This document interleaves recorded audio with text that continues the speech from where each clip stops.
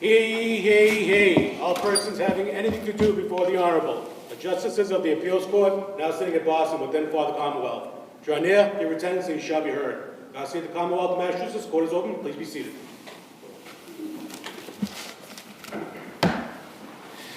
Good morning, everyone. I assume that's working. Welcome to the Appeals Court.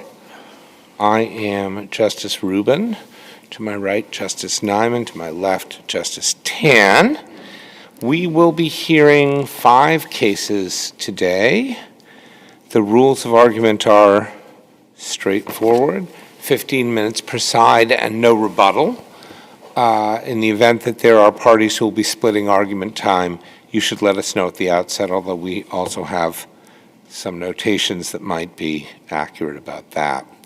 We've read your briefs with some care, so if you want to get right into your argument, not spend a lot of time on the facts, that might be best, but it is your time, so you may do with it as you wish. The first case we will hear today, this is number 24734, is Commonwealth versus Ahart. And we will hear first from Attorney Waryash. Morning. Michael Waryash for Mr. Ahart. This is a case that's before the court on consolidated post-conviction motions. The first of which I'd like to touch on is the first in our brief as well. It deals with gunshot residue admission of both the evidence itself and testimony about that. This was presented below in a Rule 30B motion where the decision of it has flaws. The first is a legal error as well as there are abuses of discretion. I'm going to touch on the legal error first, as I think it's important to our understanding of the GSR issue itself. In this case, the Commonwealth's introduced evidence through expert Mr. Biello. Mr. Biello testified that the presence of GSR on sample stubs taken from a sweatshirt would say the person either fired a weapon, they were in close proximity to a weapon being fired, or they had just handled a weapon that had been fired. This third aspect, that they had just handled a weapon being fired, is inconsistent with prior jurisprudence in Paito Hieng. In Paito, the expert testified that persons wearing the clothes in that case had either discharged a firearm, been near a discharged firearm, or had come into contact with something that had gunshot residue on it. That implies transference, and in this case, transference is key. Didn't the expert, he was asked on cross-examination about that, not necessarily the word transference, but he agreed. He was asked a question, if 2 or 3 people are in a very small room and somebody fires a firearm, it can get all over the place. Is that correct? Answer, yes, that is also correct. So wasn't that answer consistent with the case law that you're speaking of? It's not, Your Honor. That deals with blowback. And blowback was something that trial counsel had mentioned. Blowback is actually the second one of those 3 things listed by the experts in both our case and in Paito, that you're near a discharged firearm. But there's also this idea of a transference, that objects with GSR on them can transfer GSR to other objects. In this case, we retained an expert, Mr. Danis. He testified about what he called the expected transference of GSR from the firearm to the sweatshirt because they were in direct contact. So in this case, the police arrive at the scene of an incident, all parties have fled, they find a sweatshirt, they open it up, and wrapped inside it is a firearm. Now, here, it's impossible to separate that contamination there. There was talk about contamination as well, dealing with possible police contamination, but there was no talk about this actual direct transference that the police observed themselves when they recovered the evidence of the firearm itself would have GSR on it and transfer it to the sweatshirt. Mr. Biello noted that anything before that would be speculative. It would be hard to determine if that sweatshirt had GSR on those sample stubs before it came into contact with the firearm. You had an expert who testified on this? He did not testify. We requested an evidentiary hearing, and I renewed my written request at the hearing itself because I felt that it would be instructive for the court to testify, and there was no contradicting expert presented to say that, you know, this would not be the case or not how it would occur. But this was something that was different because the way that Mr. Bielo testified, each one of those possible outcomes were all pointing towards culpability for Mr. Ahart for possessing and controlling the firearm in the vehicle that night. And that was central to the Commonwealth's case. There was an incident earlier that evening in another part of Cambridge that the shots were discharged. The argument was that Mr. Ahart then, he discharged the firearm there, carried the firearm to the site of the second altercation on Harvard Street where it was discarded.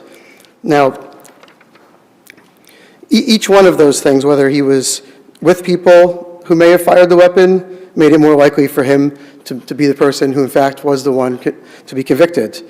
Didn't he, counsel, though, wasn't his non-blood DNA found on the trigger of the gun? That's a very good point, Your Honor. The judge did make a finding on that, and she held, in terms of prejudice, she noted that trigger DNA was comparatively more damaging to the defendant. So we're talking here about non-blood DNA, so skin cells that were on the trigger. And in arguing I was incorrect on GSR evidence, the judge noted that there was testimony by one of the Commonwealth's forensic experts about DNA transference. But she doesn't mention in here that DNA transference of skin cells could have occurred as well from the wrapping of the sweatshirt. So there was testimony about skin cell transference. So the jury could have rejected that.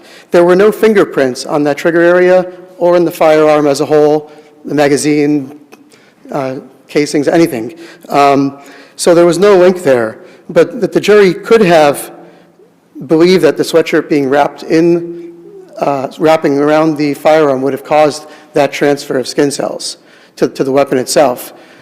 So that's an area that I believe that she abused her discretion in weighing the evidence that was presented, Your Honor.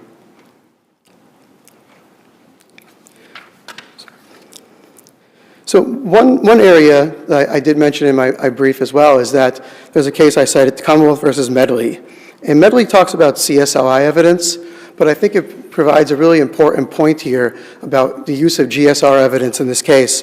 It talks about overestimation for the jury and the need for a candid explanation of the accuracy of a particular location method being used, which must by necessity include its limits as well as its strengths.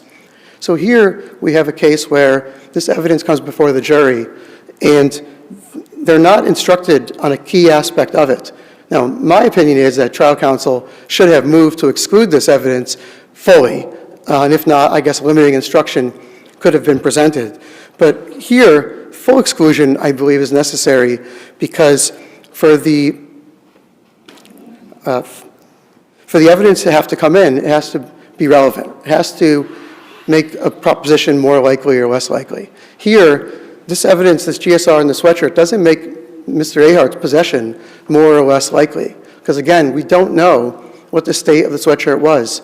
If GSR was present where the swabs were taken on that sweatshirt prior to the time of being wrapped up. Now, the case against Mr. Ahart, was also linked up here. There was no eyewitnesses. So Mr. Danis does note in his affidavit that the only way to confirm the possession in this case, or that Mr. Ahart fired this weapon, is through eyewitness or video evidence, and that was entirely lacking here.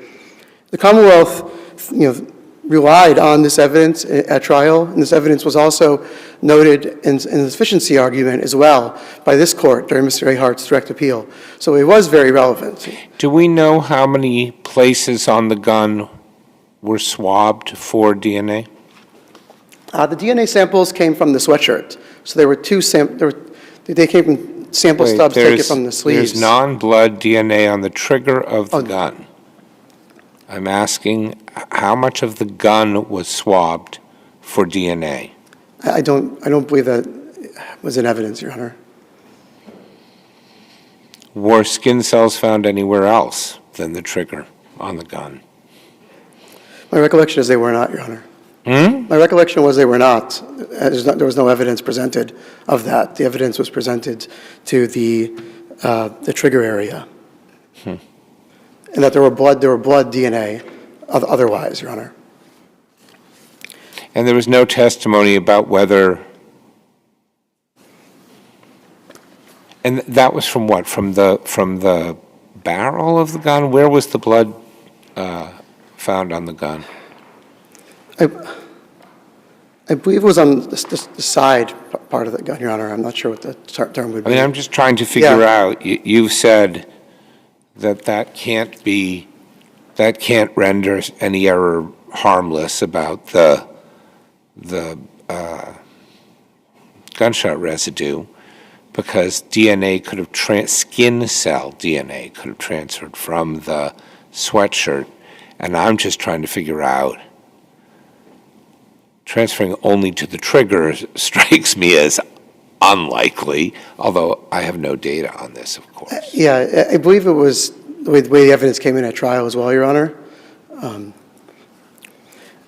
If I could also, just while we're on the topic of expert use here, the third argument talks about this black cylindrical object, and at trial, Detective Lyons testified about it. He testified without certainty, and no objection was made. He testified this black cylindrical object seized from the vehicle was some kind of accoutrement to a firearm, possibly a flash suppressor. That was not the first time he testified about this object during a suppression proceeding. He testified that officers initially believed it was a silencer, but he didn't believe it to be so after further inspection. His testimony should have been objected to and should have been excluded. It was speculation about what an object was without certainty. It does not meet any of the 5 foundational requirements under Barbosa to be accepted as expert testimony in this instance. It did nothing to assist the jury because it was only speculation. There's no record that a qualified expert had reviewed this item. His background with this item was not laid.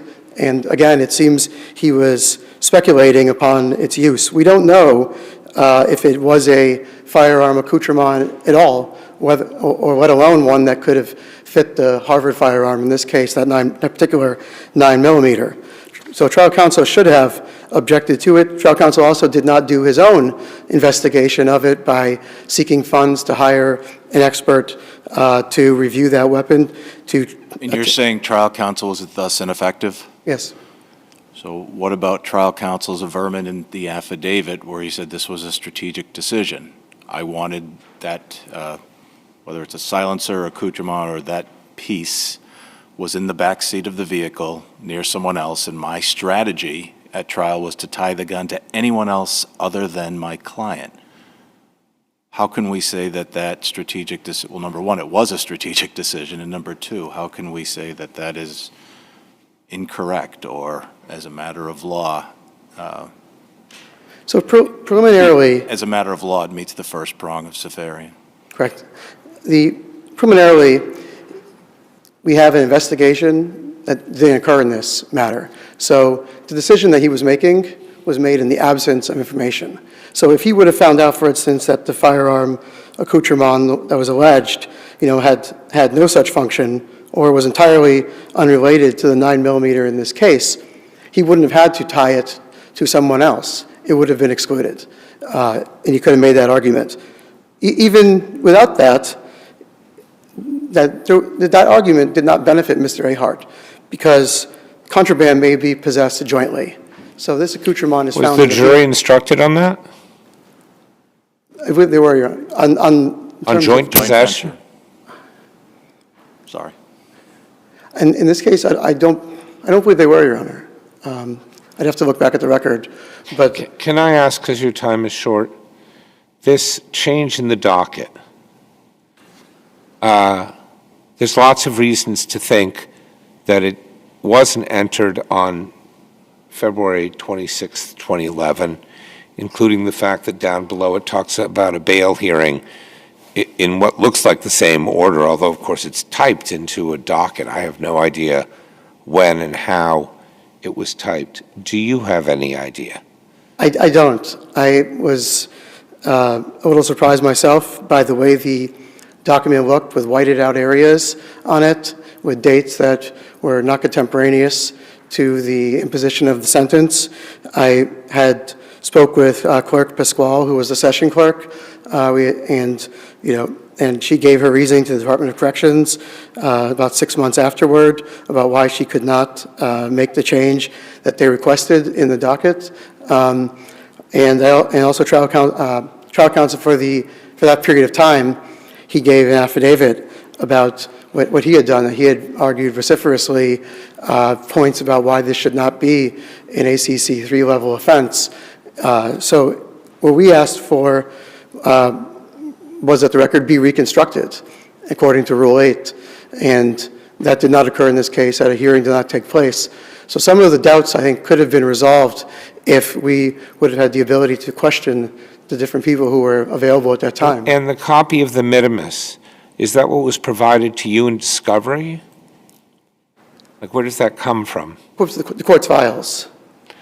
Do you have any idea why the section number is whited out and then typed in? I do not. That's how I found it in the file.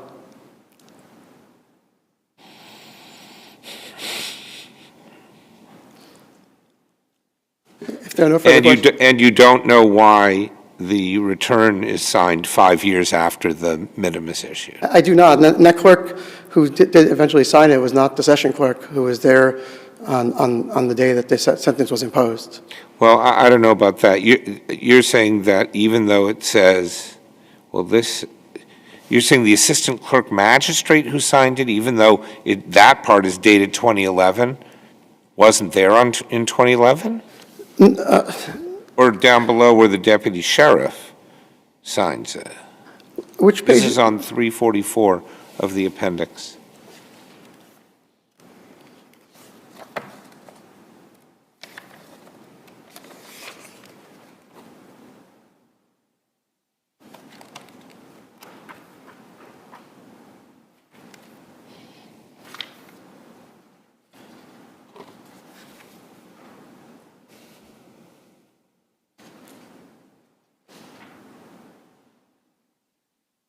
Do you see where I'm?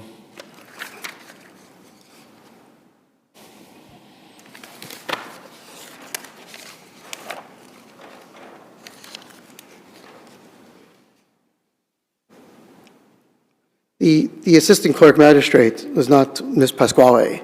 So on page 342, we see Ms. Pasquale's signature as the assistant clerk / magistrate, and then we see a different signature on the one in page 344. And where did you get 343 and where did you get 344? Do you know? Those are from the court files. Both of them are. Both.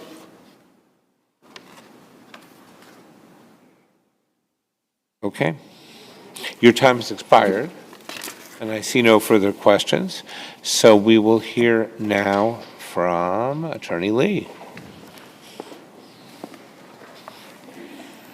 May it please the court, ADHE Chile from Middlesex on behalf of the Commonwealth. Trial counsel in this case was not ineffective in the defendant's 6 motion for a new trial when he did not challenge the GSR testimony or when he did not hire an expert. I agree that the third scenario from Mr. Bielo was not super consistent with Pai Tu Hong, which was 2 years after the trial. But like as Justice Nyman talked about, in cross, he did talk about acknowledge the possibility of transfer, and there was even better cross on volume 3, page 11. The expert was asked, a police officer who had been at a shooting range touches a piece of clothing shortly after. He could acknowledge that that would have possibility of GSR transfer or contamination. That's exactly what the defendant is now arguing. What page was that? Page 100 of volume 3. So if you look at the testimony altogether, it's including Mr. Zambella's principal transfer on DNA and the cross-examination of Bielo and the Bielo's 3 scenarios or the relevance of presence of GSR, that shows that it's consistent with Pai Tu Hong, which is 2 years after the trial. There was no error. And in any event, as Justice Tan mentioned earlier, the non-blood DNA on the trigger would have showed there's no substantial risk of miscarriage of justice. And back to Justice Rubin's question earlier to my friend, on volume 4, page 67 to 68, it shows that the slide and the grip, there was positive blood, and that shows a mixture of DNA profile. The defendant was a potential contributor. But on volume 3, page 66 to 68, that's the part that shows that barrel and trigger, there was no blood, but the defendant's mixture, major profile DNA was found on the trigger, and there was no blood on the trigger. So that combined together, that shows this non-blood DNA where the defendant was the major contributor was on the trigger. That showed that he possessed that firearm that night. Unless the skin cells transferred from the sweatshirt. That's also a possibility, but that's not a single evidence here. You also have the defendant being close proximity of the firearm and all the spent casings. He was involved in the group fight. His injury on his lower left part of his body is consistent with the cut on the sweatshirt. All these scenarios all together show that the defendant was the one who possessed the firearm that night. And as to the cylindrical object, the defendant, as Justice Steinman talked about earlier, defense counsel needed a testimony to show that it was the rear passenger who possessed the firearm. Without that cylindrical object, it's harder to tie that firearm to the rear end passengers. To have that rear end passenger as having a firearm accoutrement, that makes it more likely that that was the person that possessed the firearm, but not a defendant. That was a reasonable strategic choice that he should be upheld. And finally, as to the docket, if you look at the back of the indictment, which is contemporaneous record of what happened in court that day, there was no hearing on February 16, 2011. There was no reduction from 2011. It was clear from the record of that day, the back of the indictment, and all the filings afterwards from defense counsel, many defense counsels, and from this court's 2 opinions affirmed on AC3 conviction. There was no reduction done that day. Can we talk about this minimus for a second? Yes, Your Honor. So there's 2 of them. I had only noticed one of them. There's 2 of them. The first one at 343 of the record appendix. Yes. Looks like it was signed by the right person in 2011. Yes. Looks, although the date isn't filled out, like some deputy sheriff signed it, maybe then. And it says that he was convicted of the crime of armed career criminal, Chapter 269, Section 10, parentheses A, end parentheses. The next page is a minimus. The section has been whited out, and someone has typed in 10GC, which is the 3-time armed career criminal. I don't know what 10A, I just looked. It's not, I'm not even sure it states a crime, 10A.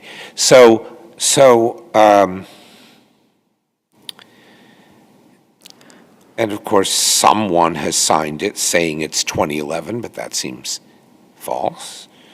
And at the bottom, you have a deputy sheriff who at least had the decency to date it 5 years later. What is this all about? So 2 responses. Number 1 is the defendant was convicted of 10A and 10GC, which is IACC 3. So though both crimes are reflected on the minimus. That's why you see a 10A there. I don't see 10GC on the minimus signed by supposedly the correct. Right, so the defendant was first convicted of 10A, which is in 2009. Oh, I see. And then there's a second trial in 2011, which is the ACC portion. That's why you have 2 minimus, because when he was first convicted in 2009. Okay, but this minimus, this second minimus, is signed by someone who wasn't present, right?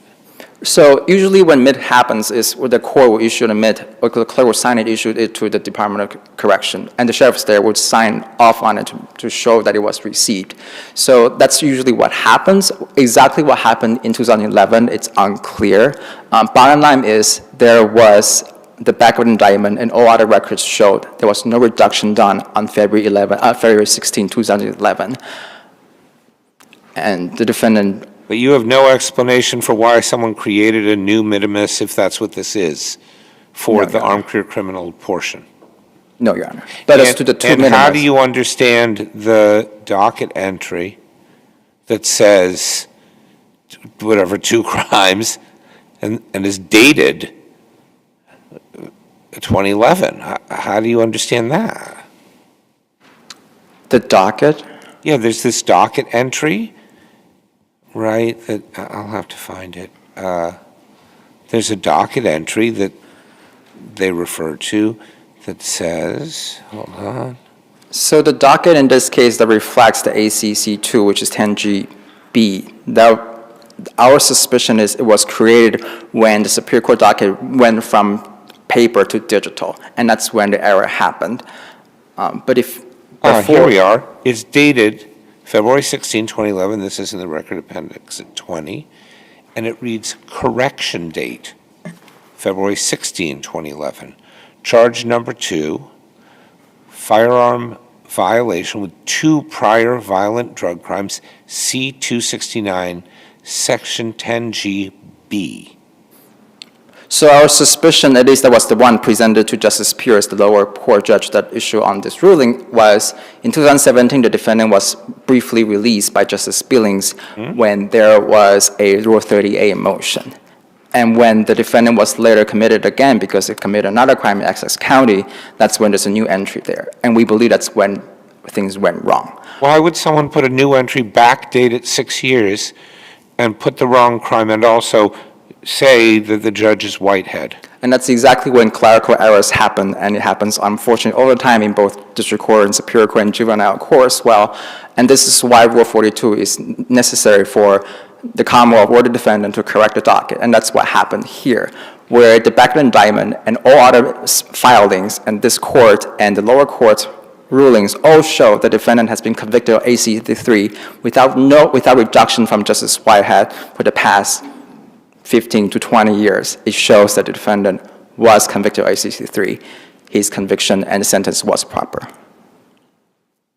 In 2016, excuse me, was the defendant transported for any hearings, transported to Superior Court for any hearings on any of the motions for new trial? I believe so, yes. That would be the one where there was the motion for Rule 30A motion at the time when... So the minimus travels with, the expression is that the minimus travels with the body. It travels with the defendant. So presumably the minimus was taken from the sheriff to the clerk at the court. Yes. Presumably someone then noticed an error in there and made the change. Yes, and that's why It'd be Justice... nice if so the docket does reflect, well, it reflects in 2011 correction date, but perhaps that correction wasn't made on the minimus until 2016, is my guess, but we don't know. Right. But there are a lot of errors in this docket because it is the long case with many motions. What is clear for Justice Pierce, who denied this motion, who was the regional minister justice in this case, was that the back of the indictment, which is the one that controls the Superior Court docket, showed that there was no hearing done on February 16, 2011. Simply that day stay was revoked.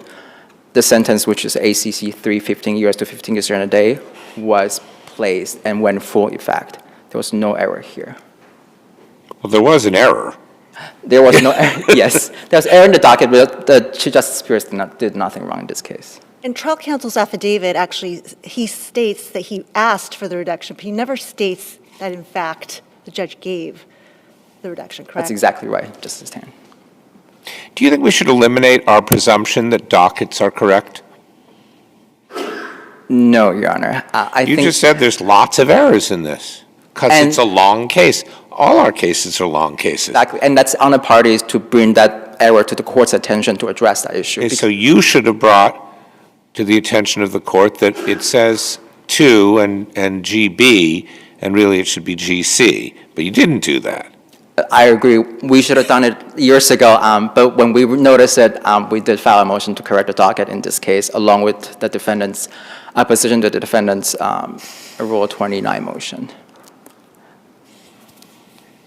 If there are no further questions, the Congress on its brief. I see none. Thank you very much. You both. Excellent argument, both of you. And the case is submitted.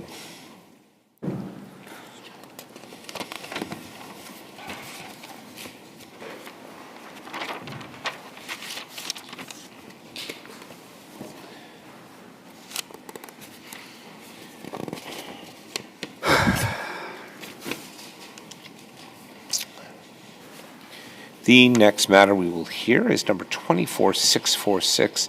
This is Commonwealth versus Blackney, and we will hear first from Attorney Gautier. Good morning, Your Honors. May it please the Court. Edward Gauthier arguing today on behalf of the defendant. The defendant was convicted of assault and battery on a person over 60, causing serious bodily injury for pushing the victim down a flight of stairs. At trial, the defendant testified that it was an accident. The victim testified that he was pushed. The first issue was based on that evidence. Did counsel render ineffective assistance of counsel for not asking for an accident instruction? Of course, the first sub-issue here is whether he was entitled to the instruction. We believe that he plainly was under Commonwealth v. Jewett. He testified it was an accident. He told the police it was an accident. In fact, the Commonwealth during the charge conference told defense counsel that this was not self-defense. This, in fact, was an accident. So I believe the defendant was clearly entitled to an accident instruction, and the Commonwealth does not argue otherwise. The second sub-issue is why prior appellate counsel argued this issue directly to this court rather than filing a Rule 30 motion. My guess is he believed that the ineffectiveness appeared indisputably on the record based on conversations between defense counsel and the court. Before the evidence came in, page 37 on the first transcript, he says, Your Honor, based on how the evidence comes in at trial, I'm going to be asking for an accident instruction. The defendant testified it was an accident, and then at the charge conference, after being told by the judge and the prosecutor that this was an accident, he decided not to ask for an accident instruction, believing that the assault and battery instruction, the model instruction that was given, was sufficient. So we have two conflicting things. We have his statement that he believed it was sufficient, but then we have his pretrial statement that he was going to ask for the accident instruction. The evidence came in accident. We can't speak to why defense counsel didn't ask for the accident instruction, but if the court does find that a Rule 30 was not required to look into the mind of defense counsel, then the real issue in the case is whether the standard assault and battery instruction is sufficient to convey to a jury that the Commonwealth must prove beyond a reasonable doubt that it is the burden on the Commonwealth to prove lack of accident beyond a reasonable doubt. And if you look at the instruction on the elements that was given, all the judge says is 3 words. If he does it on purpose as opposed to accidentally. However, the model instruction at 9.100, the accident instruction, does several things that the assault and battery instruction does not do. The model instruction draws the jury's attention to the issue. It defines accident. It reminds the jury they must specifically find that the defendant did not act suddenly and without intent, which exactly mirrors the defendant's testimony. In terms of strategy, there are many decisions a trial attorney can make at trial that can backfire. We hear complaints all the time. My attorney didn't call a particular witness or follow this particular line of questioning or introduce a particular medical record. All of those things can backfire to the detriment of a defendant. But when you have a defense, having the instruction for that defense read to the jury cannot do harm. The question is, can it do so much benefit that failure to do it can raise a substantial risk of a miscarriage of justice? I'd like to do an analogy on this with self-defense.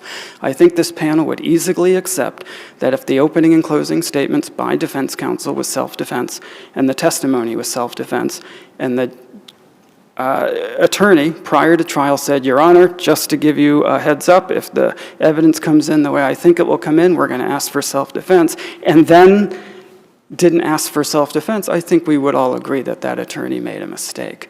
So really the question is, did the failure of an accident instruction in light of the elements instruction that was given, did that cause a substantial risk of a miscarriage of justice?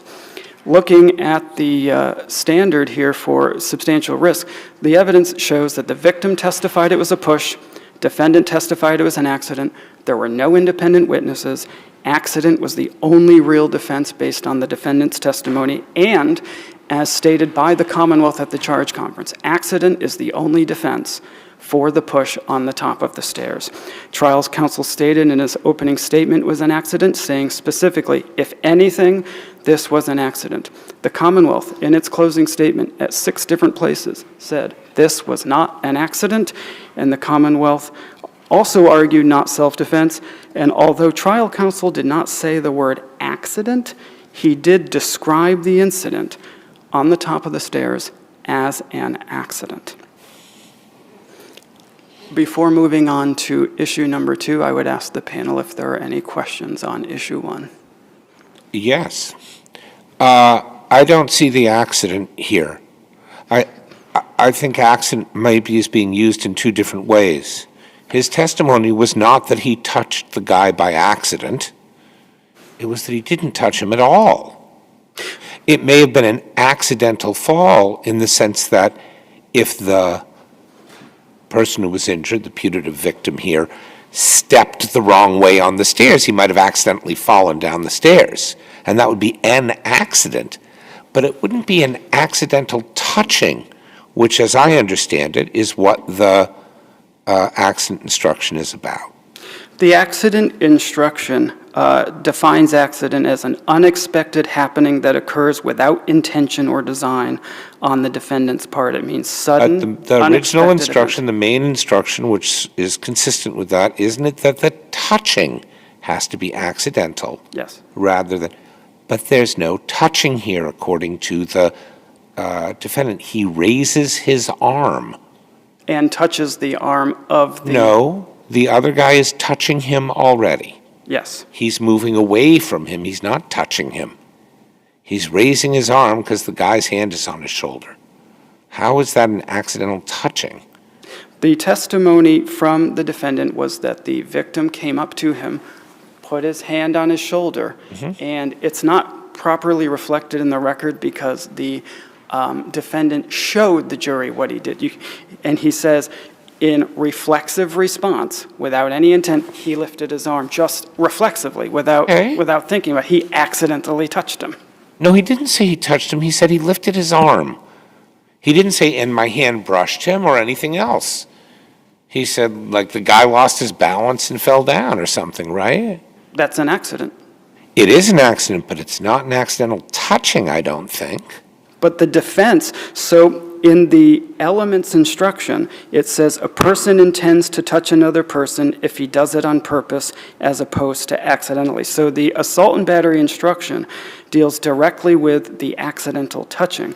The model instruction on accident requires proof beyond a reasonable doubt that what occurred was not an accident. That what occurred was not an accident. I think it's not a touching. It's not a battery of any kind. If someone distant from you accidentally falls down the stairs, I understand he wasn't distant, but I mean, I'll have to look again, but I don't see how there's no need for an instruction that something that doesn't involve a touching is an accident. If it doesn't involve a touching, there's nothing to talk about. It's not guilty. I guess the question is, what did the defendant actually testify he physically did? And my reading of the transcript is that the man came up, touched his arm, that he lifted his arm, which caused a touching, which caused the victim to fall. Well, I don't see that it caused a touching. It might have caused a movement of the other guy's hand. Maybe that counts as a touching, even though they're already in contact. That may be. That seems like a complex. I mean, I'll have to read the testimony as well.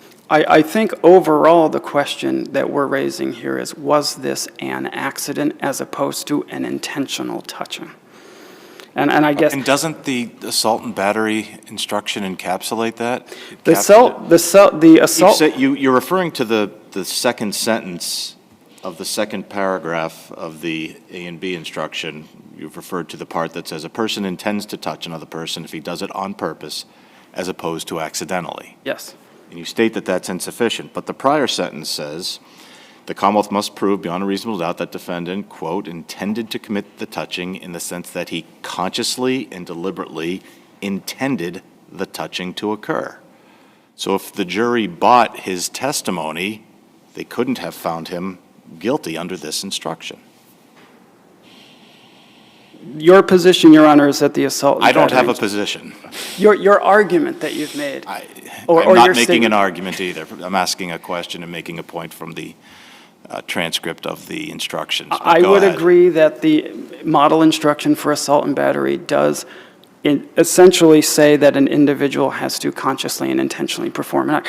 I guess the question I would ask is, if the assault and battery instruction is sufficient in those cases where a defendant raises defense of accident, then why is there an accident instruction?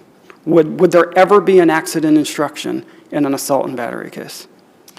We don't have that case in front of us right now, so I don't know the answer to that. Well, The question becomes whether or not this instruction, as given, captures the essence of accident. if this instruction captures incidents of accident and sufficiently informs a jury In this case. in this, well, if the evidence was sufficient to raise accident, then it would be any case that is sufficient to raise accident would bear the question, is the assault and battery instruction sufficient?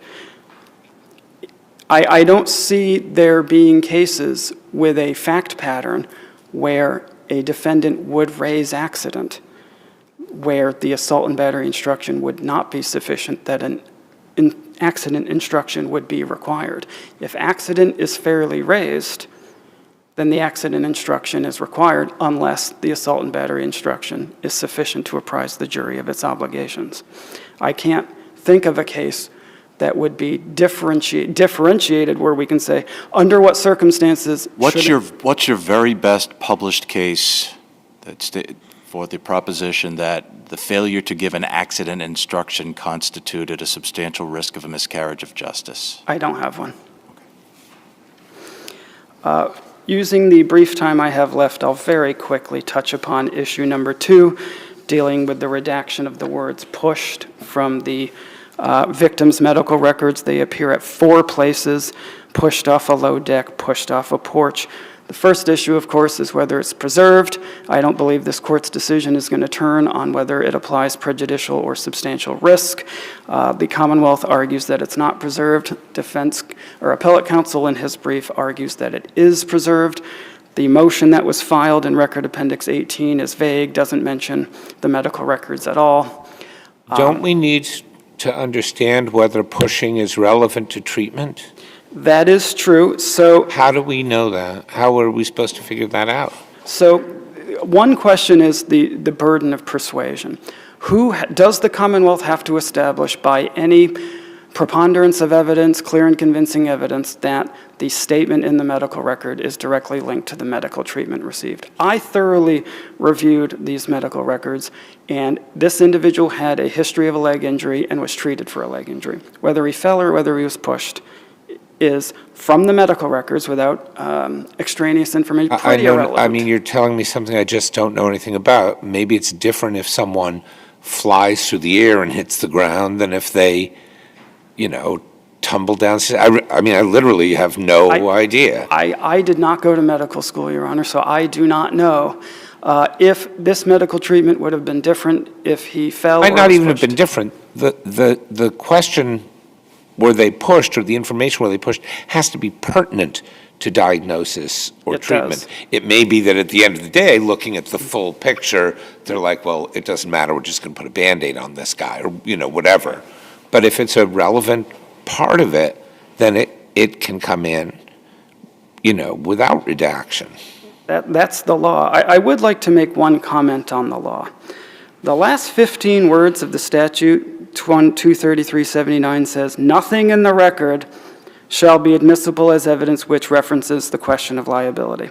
And there are dozens of cases going back to the 70s. And Commonwealth v. Dubé is a 1992 case. It's not a special case or a particularly important case, but I think it sums up the Supreme Judicial Court's treatment of this statute. And it says, "This construction of the statute has been called a liberal interpretation. In application, this liberal construction has permitted the admission in evidence of statements in hospital records bearing on criminal culpability that seem to relate at most incidentally to to medical treatment. That is not consistent with nothing in the record shall be admissible as evidence, which references the But that's an question of liability. SJC decision? That's 50 years of SJC jurisprudence. Well, you should talk to them about it. We have to apply it, right? Well, also, counsel, though, what do you say to the fact that the kicked was not redacted out of the medical records either, right? And the jury acquitted the defendant of the ABDW. Unfortunately, I did anticipate that question, and unfortunately, I was not able to come up with an answer for you. It is true that the kicked and pushed were in the record. He was acquitted of kicked, convicted of pushed.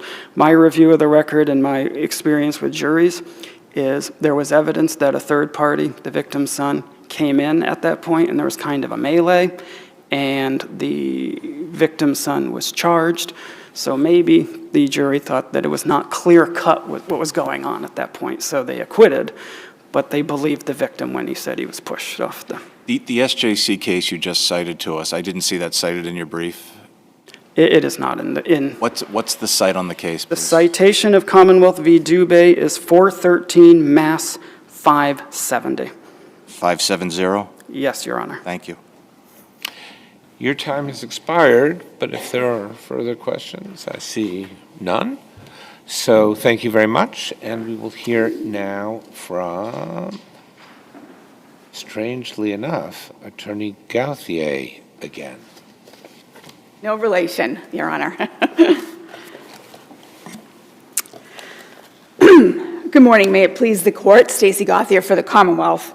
It is our position that the defendant's conviction should be affirmed here. First, it's our position that the defendant did not meet his burden to show that his trial counsel committed ineffective assistance of counsel when he failed to request an accident instruction. First, again, there was no motion for a new trial filed in this case, and that's the preferred method for raising a claim of ineffective assistance. We have no affidavit from trial counsel as to why he chose to request an instruction on self-defense and not a specific instruction on accident. And we know without a motion for a new trial, the claim must appear indisputably on the record. And again, I would suggest that this does not appear indisputably on the record because we don't know why he chose to focus on what he focused on. At the beginning of the trial, he told the judge, depending on how the evidence would come in, he was either going to ask for a self-defense or an accident instruction.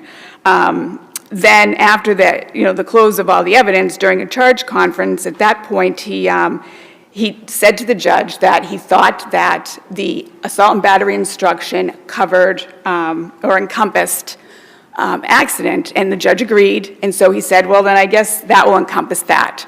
And then he went on to focus on self-defense. Was there any evidence of self-defense? I understand there was at the bottom of the stairs. And in fact, an acquittal was obtained on the bottom of the stairs event. Was there any evidence of self-defense in the top of the stairs one, or did the lawyer just make no argument applicable to the top of the stairs? His focus when he was asking the judge to give the self-defense instruction, he focused on what happened on the ground. And then the judge was like, oh, I don't think that's really self-defense. But then the next day, it was the judge who came back and said, well, I think in the light most favorable to the defendant, at the top of the stairs, he testified the victim grabbed him and he knocked his hand out of the way. So the judge found that at least with the low bar and the light most favorable to the defendant, that was appropriate. So you think he knocked his hand out of the way? Well, Your Honor, I know you had asked my brother, and I don't have the transcript with me. I can just say that quoting from him in my statement of facts, he had claimed that the victim grabbed his shoulder, and then the defendant's testimony was, I went like this with my left hand. I went up like, oh, what are you doing? And obviously, we don't know what, nobody said, well, for the record, he moved his hand. So it's unclear what exactly he did.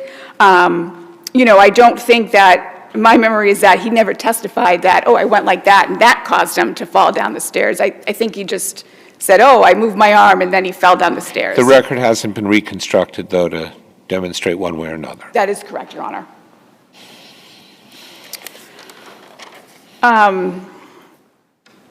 And I would suggest also, as far as whether the claim is indisputably on the record, the defendant in his brief even acknowledges in a couple of places that, you know, we don't know why counsel made the decisions that he did.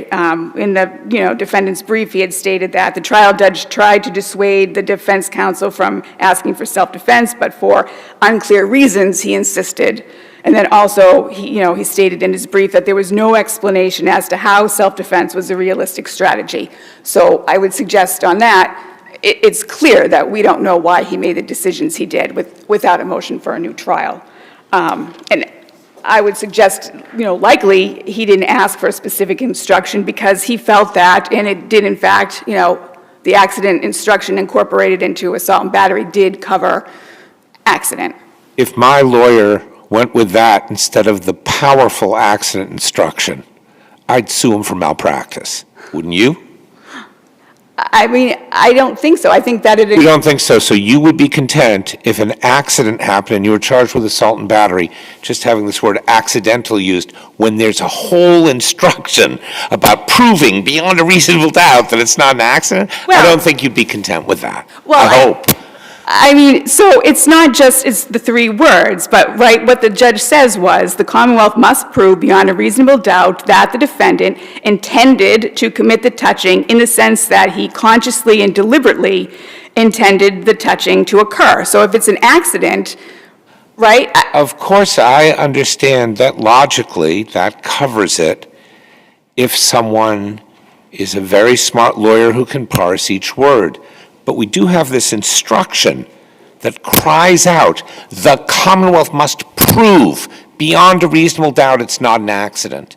And I think any defendant who had a case for accident would be quite ill-served by someone not asking for the one that says, hey, jury, don't miss this point that's buried in this other language. I mean, she did also give the beyond a reasonable doubt instruction as well. But again, we don't know why he chose to focus on self-defense and not accident without an affidavit. So I would suggest that the defendant hasn't made his burden to show that trial counsel committed ineffective assistance of counsel. And if there's no further questions, with regard to the issue number 2, I would suggest that the trial judge did not abuse her discretion in declining to redact the word pushed from the medical records. Again, as stated in the brief, in the day leading up to the judge's decision on the redaction of the records, the defendant's counsel focused his argument really on the kick, right? And at one point he even said, I certainly would not object to the pushing down the stairs because, I wouldn't object to that. It's the kicking, So I would suggest that this is not even preserved. However, why wouldn't he object to the pushing down the stairs? Well, again, you would have. I would have. Right? Why be telling them push 4 times in a medical record? I don't know. But again, we don't have an affidavit to ask him. But in any event, so even if he did in fact object to the push, I would suggest that the statement was properly admitted as a statement made for medical treatment. I had cited some cases in my brief. One of them was Commonwealth versus McGann, where the court found that repeatedly beat him about the head and face and bit him several times in the arm fell within the exception because it related to, bite marks, and it was a fact-specific reference to the reported cause of the accident. And so here, I would suggest that the victim telling the doctors that he was pushed was a fact-specific reference to the cause of his accidents because, a push, I would suggest, would maybe be like, falling as a result of being pushed, I would suggest, would be a different level of force than just, say, if you missed a step and fell. So I would suggest... How are we supposed to resolve that question? Well... Right, I don't have the first idea whether being pushed and falling are relevant, that difference is relevant to diagnosis. I can see just what you said. Yeah, maybe. Or maybe totally not. I just have no idea. And we all sit around and go like, oh, pertinent to diagnosis and treatment. But no one comes in and tells us, how are we supposed to figure that out? Well, I would say, I think you just have to look at the test. In a case like this, Well, I'd like a medical person to provide some insight. I mean, is that what a defendant has to do to get something redacted? Or is redaction the presumption and the Commonwealth has to say, no, it's for diagnosis? Like, how does that work?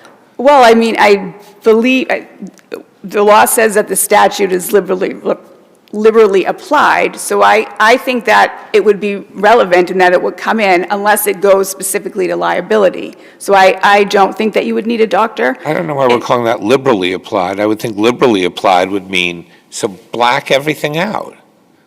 And this rule doesn't say black everything out at all. I think it's the opposite. It says, yes, I do too. I think it's being read narrowly, right? To allow in a lot of stuff if it's pertinent to diagnosis and treatment. And so I think that we err on the side of that it is under the case law, and then keep it out if it goes to, liability. And I think the cases say even if it touches on the question of liability, it's admissible. So I think that it would be admissible in this case.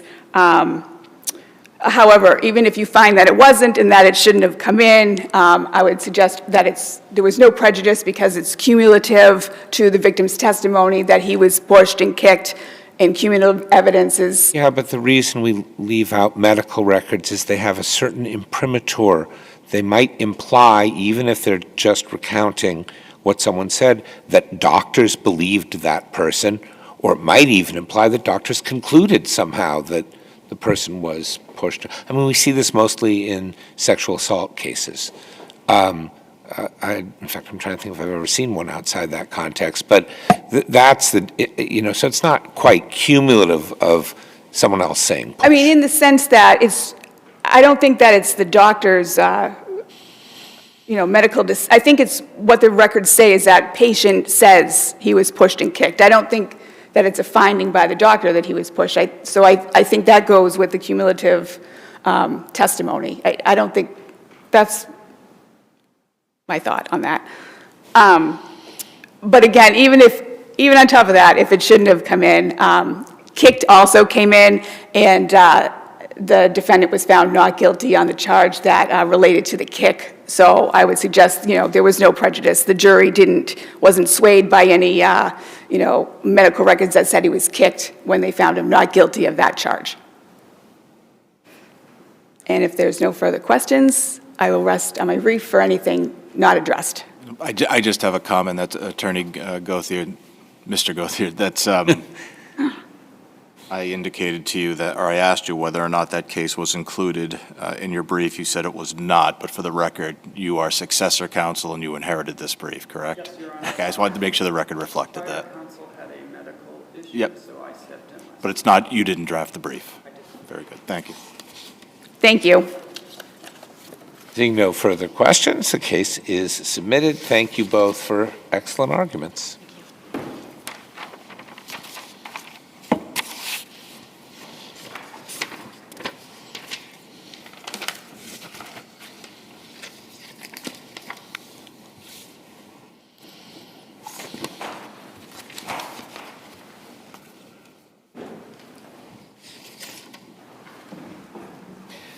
The next matter we will hear is number 24440.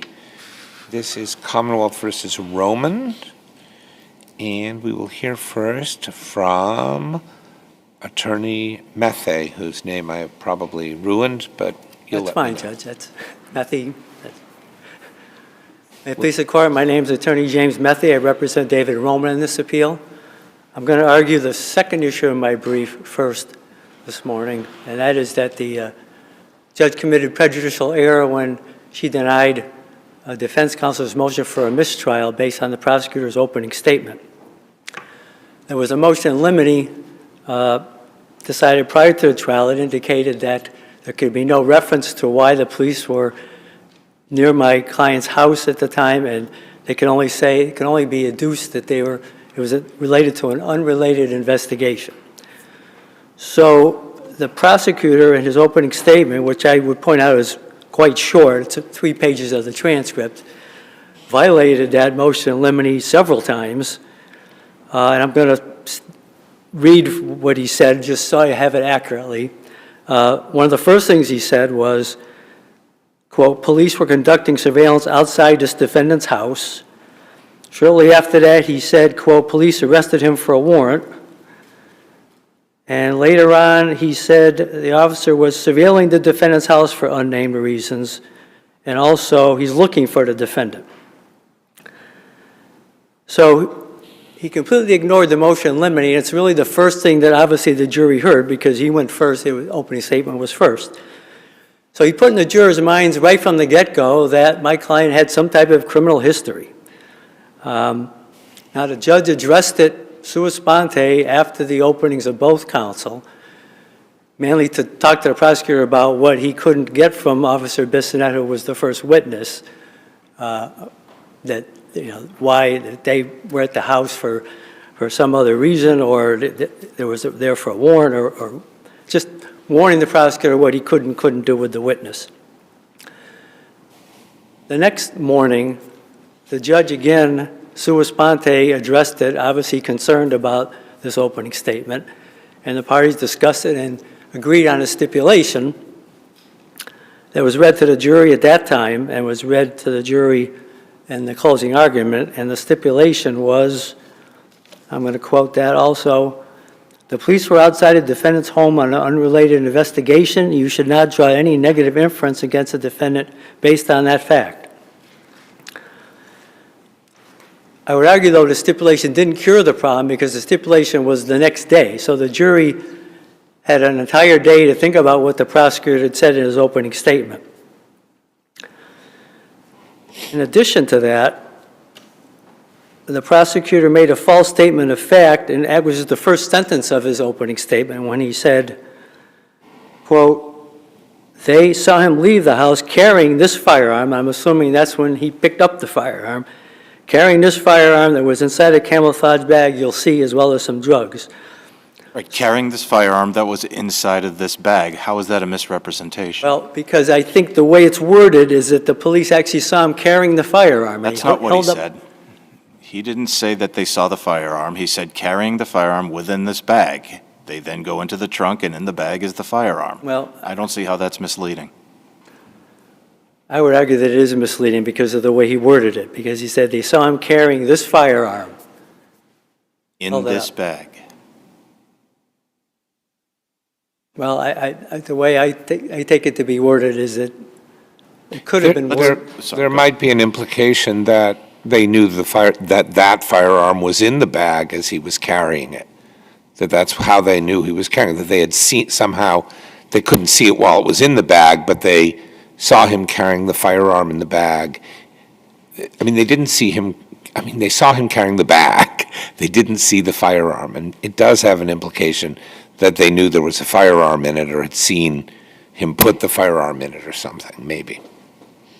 I would argue I'm actually more concerned about the prior statements. And let's get back to that. How do you show prejudice in this case? Well, as I said, because the fact that even though there was a stipulation the counsel agreed to, the stipulation came the next day because the judge was so concerned about the prosecutor's opening statement. I think Would your the jury. position be different if the judge had given it right after the opening statement? Would that make a difference to you? Well, it would have been better if he had done it, if she had done it right after, yes. Does it cure the problem with arrested on a warrant? Pardon me, Your Honor, what was that? Does the stipulation cure the error of the prosecutor saying that the defendant was arrested on a warrant? No, I don't think it cures the error, Judge, because I pointed out, saying he's arrested for a warrant puts in the minds of the jurors that he's got to have some kind of criminal history. So I don't think it cures that particular statement, no. Did the defense contest the element of possession of the firearm in this case? My reading of the closing argument is that they did not. Their defense hinged on whether or not the Commonwealth presented sufficient evidence of an absence of a license to carry. That's what was repeatedly argued in closing, and that seemed to be the sole defense to that charge. Well, there was also arguments about the drug charge, which he ended up being found not She was guilty acquitted on, Right. right. I think you're right, Your Honor. The main defense regarding the gun was about the witness who testified. I don't recall exactly what the closing argument was at the moment, but. And you just brought up that the jury acquitted the defendant of the drug charges. Isn't part of the concern here that the jury would have been so overwhelmed by the quote-unquote inappropriate argument that they weren't able to do their function and their duty? And doesn't the acquittal on that count at least tend to suggest otherwise? Well, I would suggest that the reason they found my client not guilty on the drug charge was because the analyst said there were 2.4 ounces of marijuana in the car, and there was no testimony by the drug expert that it was consistent with distribution. So that's what I would argue is why they found him not guilty on the drug charge. It has nothing to do with the prejudice from this opening statement.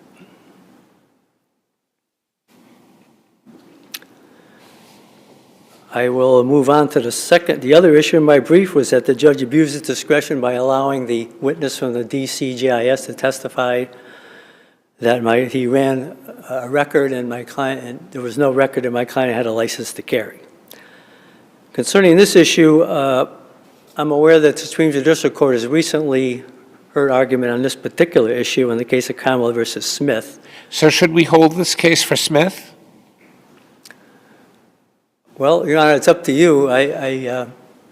My client is not incarcerated, so if you, I suppose, took a little bit longer to decide the case, it's not going to. But do you think that Smith will answer this question? Well, I believe so, because it was definitely an issue in the brief that was presented and was argued. I listened to the argument, so it should be decided. Was it directly on point? Yes. There were 4 issues in Smith. It was the 4th issue in the brief, and that's been argued in front of the court. And I'm sorry, I just don't know. What date was that argued? March 3rd. Thank you. Obviously, no decision yet. So, in this case, an employee of the DCJIS testified that he ran my client's name and date of birth and found no record that he had a license to carry. I would argue this is not the person who should be testifying to this, that it should be somebody from the Firearm Records Bureau and not somebody who can just run a record check a few days before the trial. There is a federal, an exception in the federal rules for absence of a public record. Right. So, and I think we have in Massachusetts something equivalent. Yes. Why doesn't that cover this? Well, because I'm arguing that he's not the proper person to be testifying, so therefore. I don't know what that means. Improper why? If it's hearsay, but it's in an exception, then the person who knows the hearsay, heard the hearsay can. Well, I don't think, as I said, that he can testify as to any, he should have been excluded from testifying altogether because not being the proper person to be testifying. So that's my argument, that. And he's not proper under what?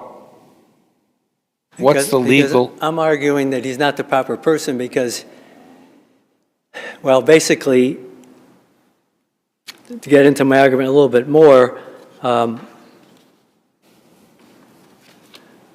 Judge Lowy in his concurrence in Guardado talks about that really the person who testifies in this regard should be somebody from the Firearm Records Bureau or a police officer.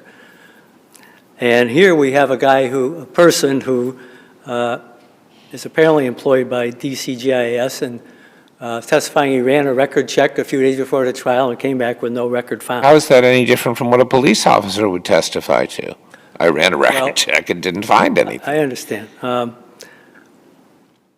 Wasn't there adequate foundation laid in terms of the witness who did testify? There's no requirement that it has to be a custodian, right, or keeper of records. This witness testified that he was familiar with the records of CJIS. He had access to them. He knew how to search them, knew how to find out how they were created and maintained, right? Well, not maintained.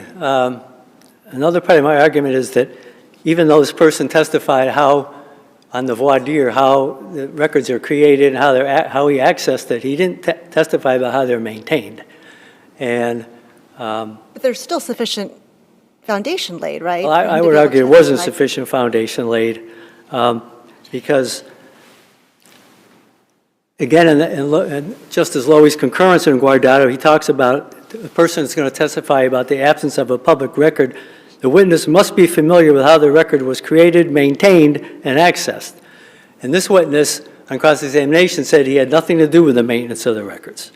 So that's why I'm arguing he's not the proper person to be testifying about this. Justice Lowy also said the contents of computer-stored records, which these are, I would argue, may be hearsay unless the records are properly certified. When there were no certified records here, there was no documents introduced into evidence, just the witness's testimony.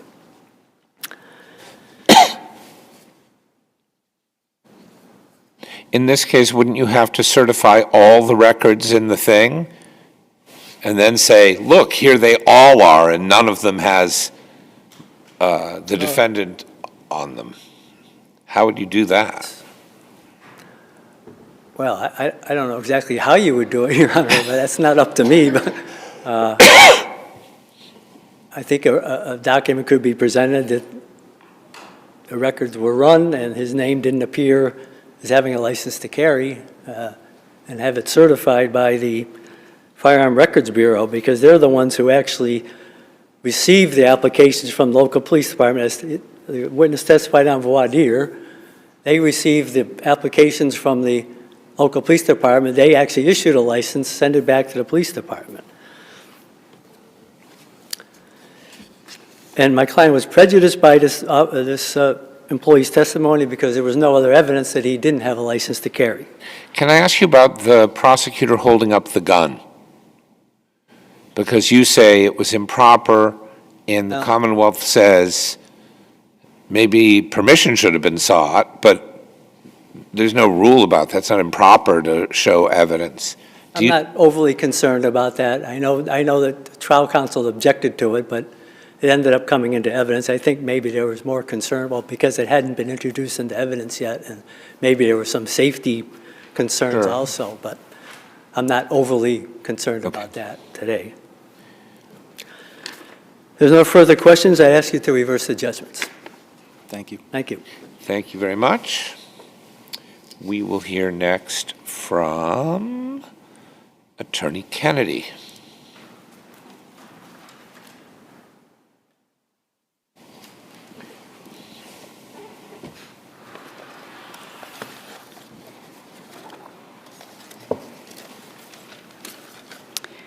May it please the Court, Ann Kennedy for the Commonwealth of Massachusetts. Good morning, Your Honors.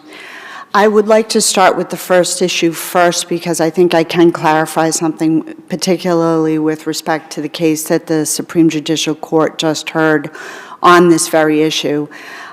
Legally, this case is right on point. I know this for a fact because it was my colleague who actually argued the case before the SJC. They are going to address, particularly with respect to when a deciduous employee simply testifies, there was no certificate or BOP-FI introduced in this case, when they testify, whether that testimony potentially violates the hearsay rule and whether or not it violates the Confrontation Clause. Is the Confrontation Clause question at issue here? The Confrontation Clause question was raised in this case, and it is at issue in this matter. And the Confrontation Clause was not violated here. What's your position on why not? Oh, the Confrontation Clause was not violated because the person who conducted the search, who was familiar, who testified at the voir dire, that they were familiar with how the records were created, maintained, and stored, testified to that effect and was available for cross-examination. So you think it is testimonial hearsay? I think his testimony is testimonial hearsay. The BOP-FI itself, I would argue, is not testimonial. which is what my counsel is arguing. His testimony isn't hearsay at all. It's testimony. That's what I meant. I apologize, Okay, Your Honor. but so you say the hearsay isn't testimonial hearsay, then what do we care about the knowledge of anyone of anything? I apologize, I just misspoke. Okay. That with respect to the confrontation clause, the person who testified, the deciduous employee, was given his background, given the voir dire, was the person who conducted the search. He is the person that should have testified, and as such, the confrontation clause was not violated. So you do not say that it is not testimonial hearsay. Your position is it is testimonial hearsay, but it was presented by the proper person. And hearsay in that, two things, Your Honor. First of all, with respect to that, it was admissible hearsay because it's an exception to the hearsay rule. Yeah, but the confrontation clause doesn't care about that. Exactly. But you have to first assess whether or not the hearsay was admissible, and then you assess whether or not the confrontation clause was violated. What my counsel brought up was with respect to the certifications and BOP 5s, whether or not those would also be deemed hearsay. And it's the Commonwealth's position that those would not be deemed hearsay. Those are not computer stored, they're computer generated, particularly because in this case it involved the lack of a record, not the existence of a record. I'm sorry, I don't understand what that latter thing has to do with the confrontation clause. You say it's not. Because with respect to the computer generated, if we had introduced the BOP 5, there's two aspects of hearsay involved there, correct? There's the testimony of the witness. That's one aspect. And then there is the actual document. And would the admissibility of the document itself violate the confrontation clause, which Justice Lowy did address in his concurrence. So what I am saying is, contrary to what counsel is saying, had that been introduced, it would not have violated the confrontation clause because it was not testimonial. And is it your view that Smith will address both of these issues, confrontation clause and admissibility as hearsay? Yes, Your Honor, it will. Okay. So Smith involves Crawford, Melendez-Diaz, and basically the same issues that were involved in I can't remember the name of it, but the drug certification case? Yes, Your Honor. Yes, Your Honor. And in that, it's the same circumstances in that the person in our case who conducted the search was the person who testified. Quentin Smith is the exact same scenario. Facts are a little bit different, but in terms of what the extent of their foundational knowledge, but other than that, legally it is on point, and it will be. Can you address the other issue, the prosecutor's opening in the motion for mistrial? Yes, Your Honor. With respect to that, I think it's important to read the motion in limine and to read the judge's decision on that. The judge stated that there may not be any reference to the call by Carajoli. Carajoli was a person who actually called on the defendant with respect to brandishing a gun in front of her. None of that testimony came in. Or the reasons that the police were investigating the defendant at the time. The Commonwealth will be limited to testimony that the police conducted an unrelated investigation when observations of the defendant were made. Yes, that's what they're saying was violated. Exactly. And I think the reason why it's important to understand the entire position is when you read the prosecutor's opening statement in whole, he was trying to avoid the issues raised by the motion. I don't care what he was trying to do. He was allowed to say there was an unrelated investigation going on, and they saw so-and-so come out with the backpack and put, okay.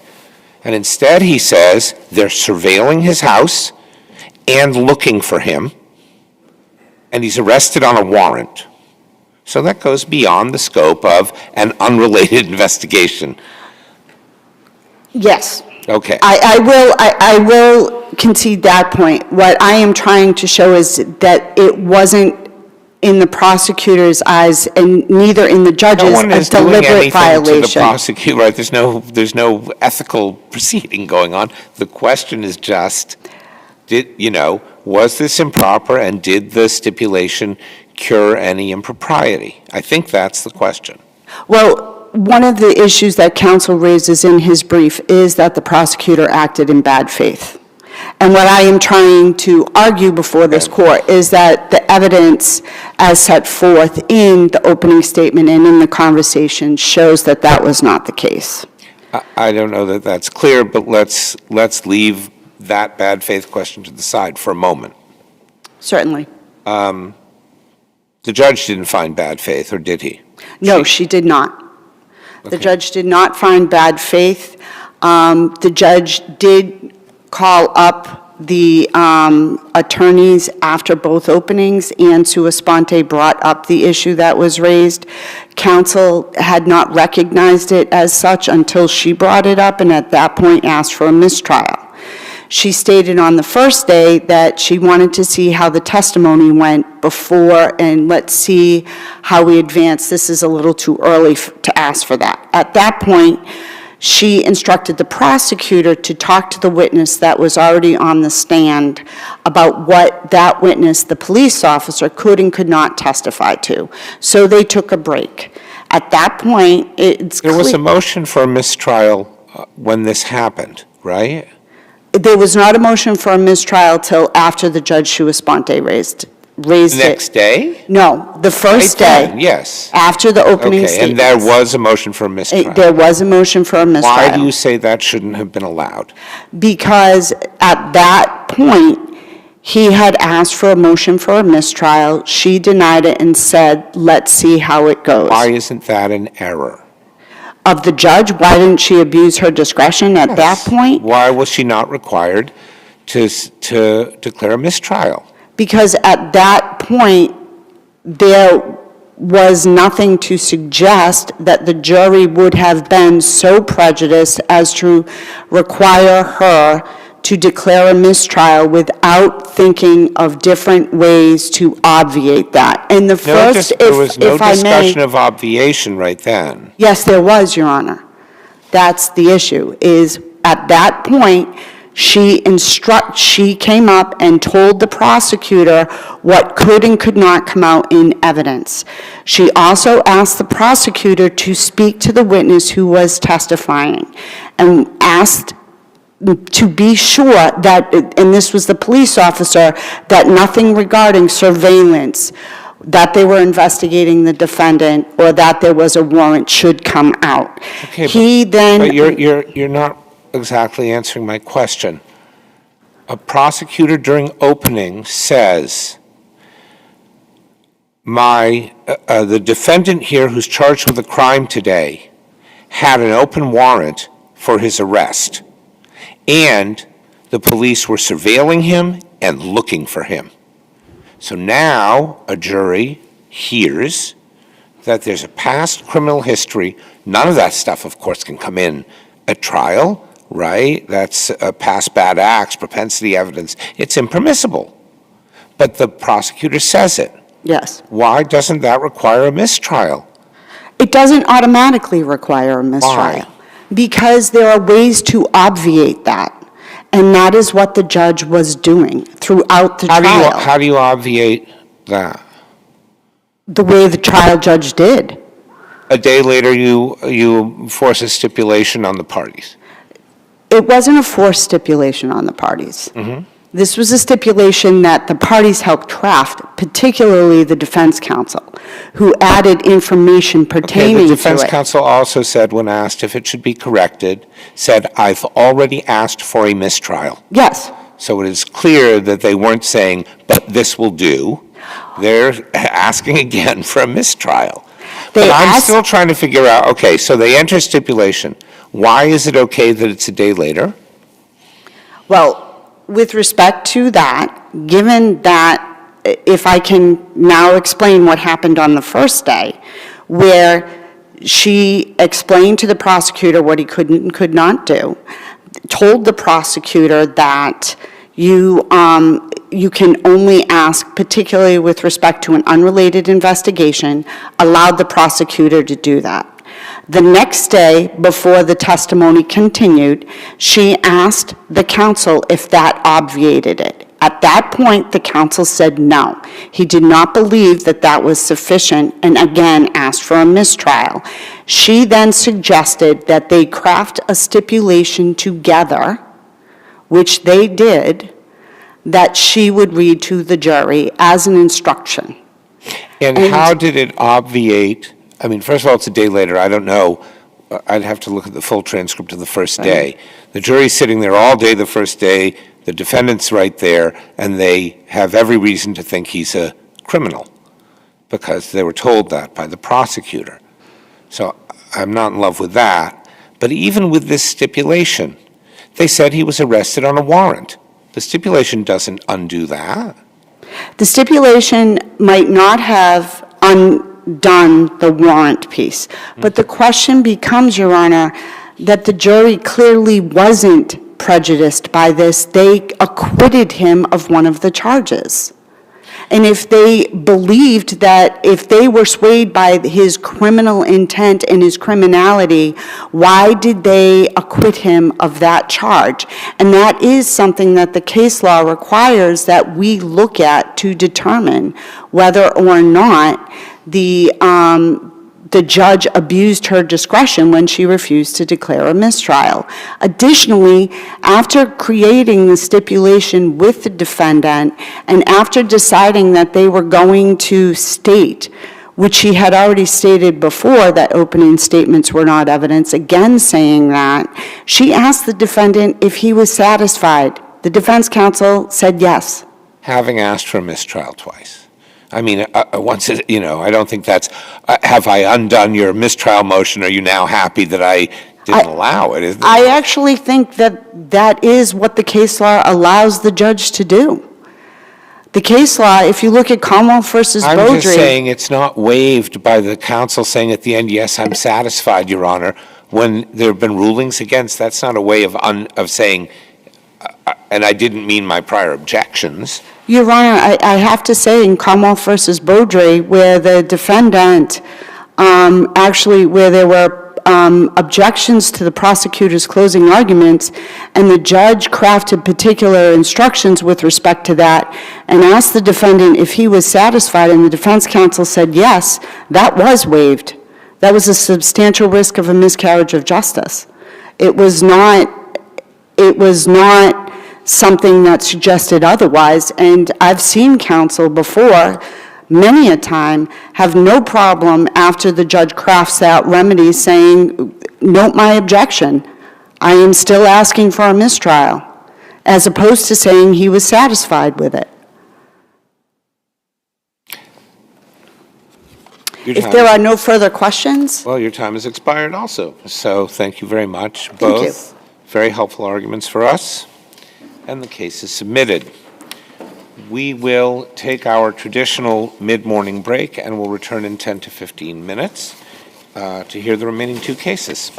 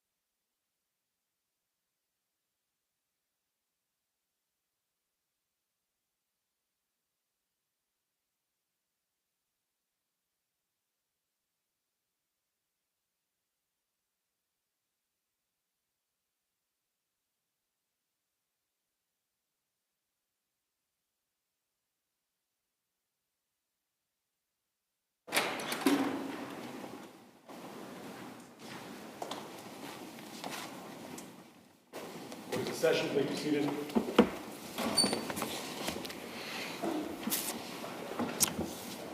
Welcome back. Good morning. Our next matter, if I can figure out what our next matter is John Doe 527557 versus Sex Offender Registry Board, number 24307. I'll remind you all that this is an impounded case, so we're going to use Doe, not names, and if there are other names, we're not going to use those either. We will hear first from Attorney Gauthier. Good morning again, Your Honors. May it please the Court. My name is Edward Gauthier. I'm arguing today on behalf of John Doe. John Doe was finally classified as a moderate risk level 2 sex offender by the Sex Offender Registry Board. Mr. Doe has a prior history of 7 sex offenses, 2 indecent exposure, 5 open and gross lewdness. We make 4 arguments. The first is that the evidence was insufficient. There was not substantial evidence introduced at the hearing on the issue of degree of danger. We do concede that Doe poses at least a moderate risk of reoffense. We do not believe the facts in the case law from the Supreme Judicial Court justify a finding that he poses a moderate degree of danger. As the SJC has found, when a hearing examiner finds that all the prior offenses are non-contact sex offenses, there must be evidence and a finding of a likelihood of putting people in fear of a contact sex offense to justify anything higher than a level 1. In this case, the hearing examiner thwarted Doe's every effort to show that he is among a class of offenders who poses the lowest risk of committing a contact sex offense. Now, the fact that the hearing examiner found that Doe's risk of reoffending is moderate and degree of dangerousness is moderate speaks to the arbitrary and capricious nature of their findings. I think it's pretty clear from the evidence that my client's risk of reoffense far exceeds the danger he presents to the community. In terms of factual comparison, there are 2 cases in the record, one from the SJC and one unreported case from a panel of this court. And when you have sex offender cases before the board, they always run the gamut from the worst to the least bad. And it's the job of the board and this court on review to kind of figure out where the doe lives. So in 496501, the SJC found that a level 2 finding was not warranted based on the evidence of non-contact sexual offending. Can I ask you, the facts in that case, can they be distinguished from the facts here? The facts in that case, right? The offender in that case, both of his offenses, first of all, were fewer. There were only, I believe, 2, right? And they happened in his home, right? In front of a window. And the teenage neighbor, I believe, was the victim in that case. And here, your client, almost all of his, I believe all of his are in public, right? All 7, yes, Your Honor. With strangers and the victims are different ages and whatnot. Yes, as I said, each of these cases runs on a continuum. The interesting thing about sex offender registry board cases are no 2 cases are exactly alike. So on 496501, you do have fewer incidents. Our argument would be that the number of incidents goes more to the risk of reoffending. And again, we agree because Doe has 7 prior offenses. He has a possibly astronomically high level of reoffense. But looking at the actual sexual offending, comparing it to KM, in KM, this individual had a juvenile record of violence. He had a history of breaking and entering, abuse prevention order violations, aggressive sexual offending. He was essentially a stalker, a predator. He was pretty extreme when it comes to non-contact sex offenses. In this case, Doe has no history of non-sexual violence, no history of restraining orders, no history of criminal harassment prevention orders. His history is when he goes into public places, he loses his pants. Where is it between the SJC case and the KM case? It's somewhere in the middle. Which side does it fall on? We argue that it falls on the side where there's simply no justification with the evidence in the hearing examiner's findings of fact and application of regulatory factors that it falls on the side where a level 2 is required. I would like to address two arguments together because they go together, and that is the thwarting by the hearing examiner of Doe's attempts to introduce science into the proceeding. The board has 38 regulatory factors, 6 are statutory, 32 are by regulation. These factors don't typically directly deal with people who have a history solely of non-contact sex offenses.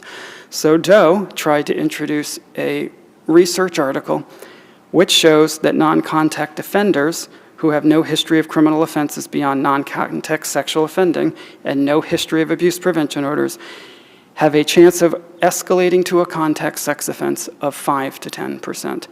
The hearing examiner said, I don't care. The board's duty is to assess the risk to offend generally, not specifically to contact sex offenses.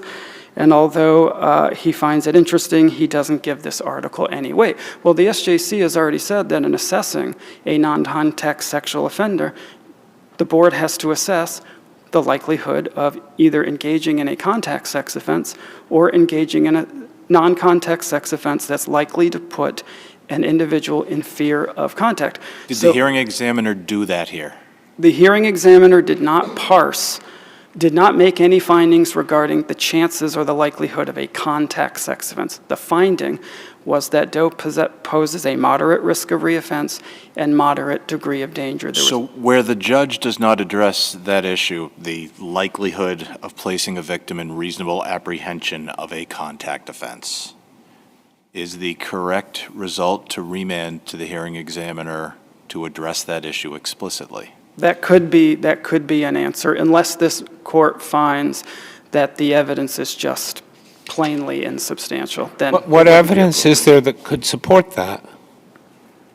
There's no evidence in the record at all, in my mind, to suggest that Doe is at a risk of a contact. Did they ask any of these victims if they felt that they were at risk of contact?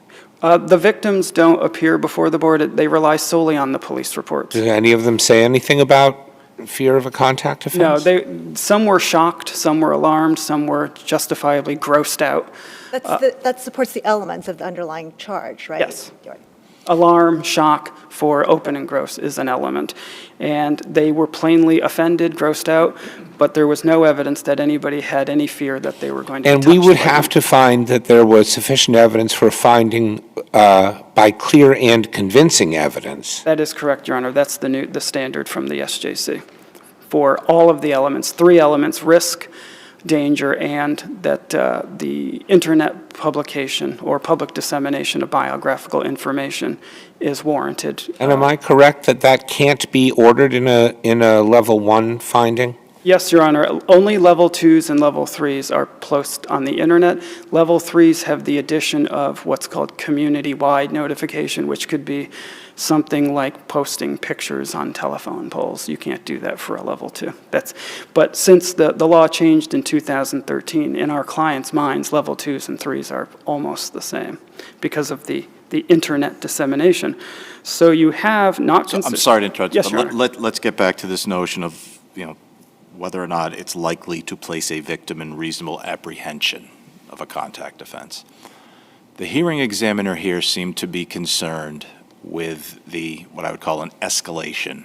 Yes. And the best example, I think, would be the 2019 offense where your client was in a public library, I believe, and walked up toward or was in sight of a 15-year-old girl, and he exposed himself and started masturbating, doing what it is that he has a proclivity to do. The hearing examiner, I think, made a finding, or at least alluded to the notion that this has been escalating behavior, it's arguably happening more frequently, and it's happening in more public places. What do we do with that? I guess my question is really twofold. Number one, why is that not enough? And number two, what would it take in a non-contact offense context for there to be a proper level 2 determination?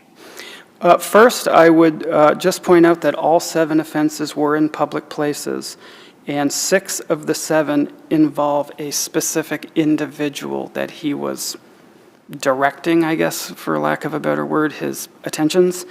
In terms of, under the SJC ruling, there should be a finding. I mean, the board is very well aware of SJC precedent. There should be a finding. I find that given the escalation of the behavior, there is a likelihood of a contact sex offense or reasonable apprehension. There was no finding of that here.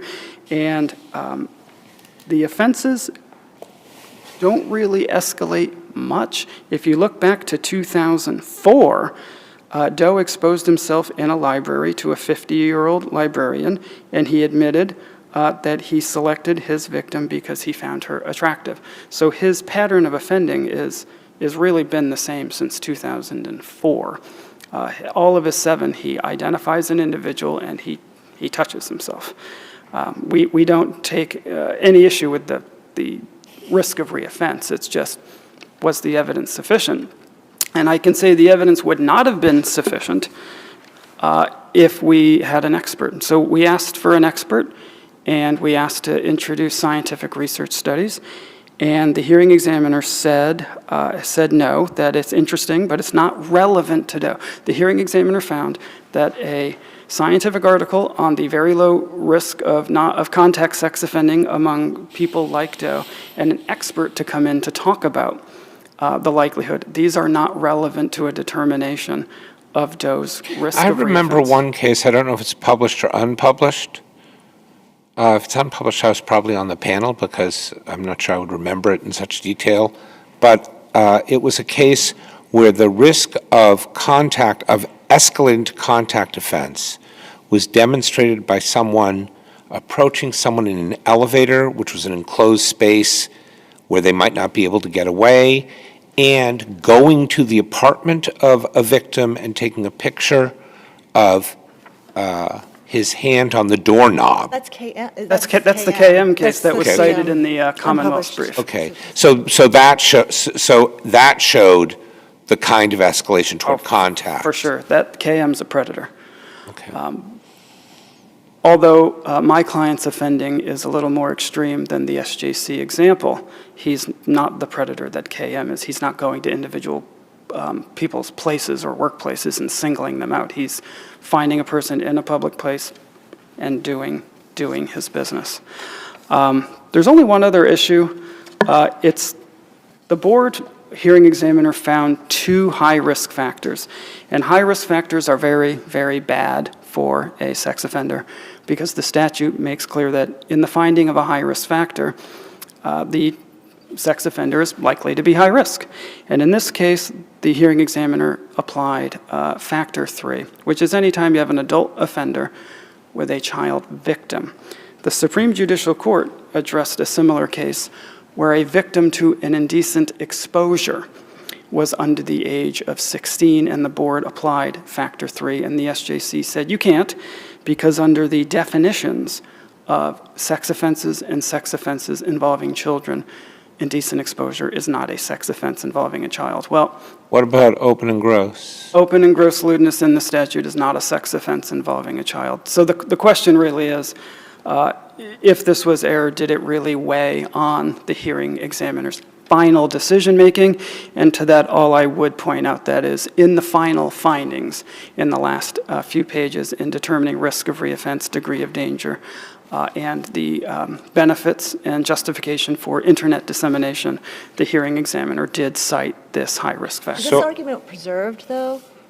Yeah, well, I believe that the Commonwealth does argue that prior counsel who represented Doe in the hearing stage and in Superior Court did not raise this issue.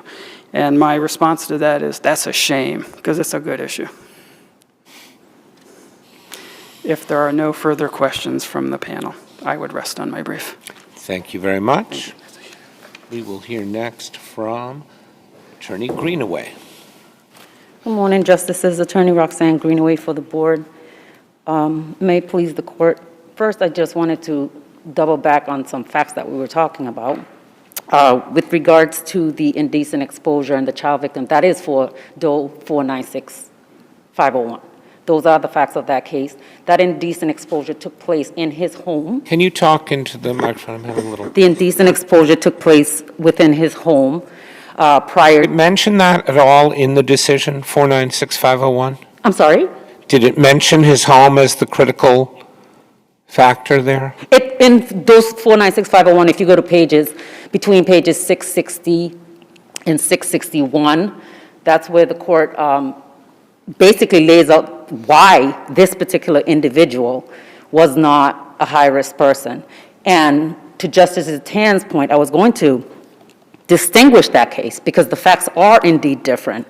There you have someone, the juvenile nature of that child is that when the indecent exposure took place within his home, she was 15 years old.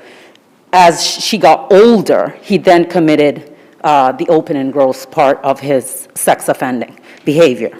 So the court indicated that you could not apply the high-risk factor adult offender with a child victim to the indecent exposure because it's not a sex offense at all. Whereas in this particular case, the victim that Mr. Doe offended against, the juvenile victim, the minor victim, was an open and gross. Wait, I'm sorry. You're talking only about factor 3 here? Is that what we're discussing?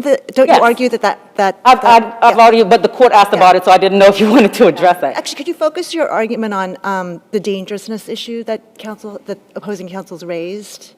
And the hearing examiner points out, in each case that comes before the board, the hearing examiners must look at which factors apply and the facts of the case and decide 3 different things. That is the risk, the danger, and the efficacy of internet dissemination.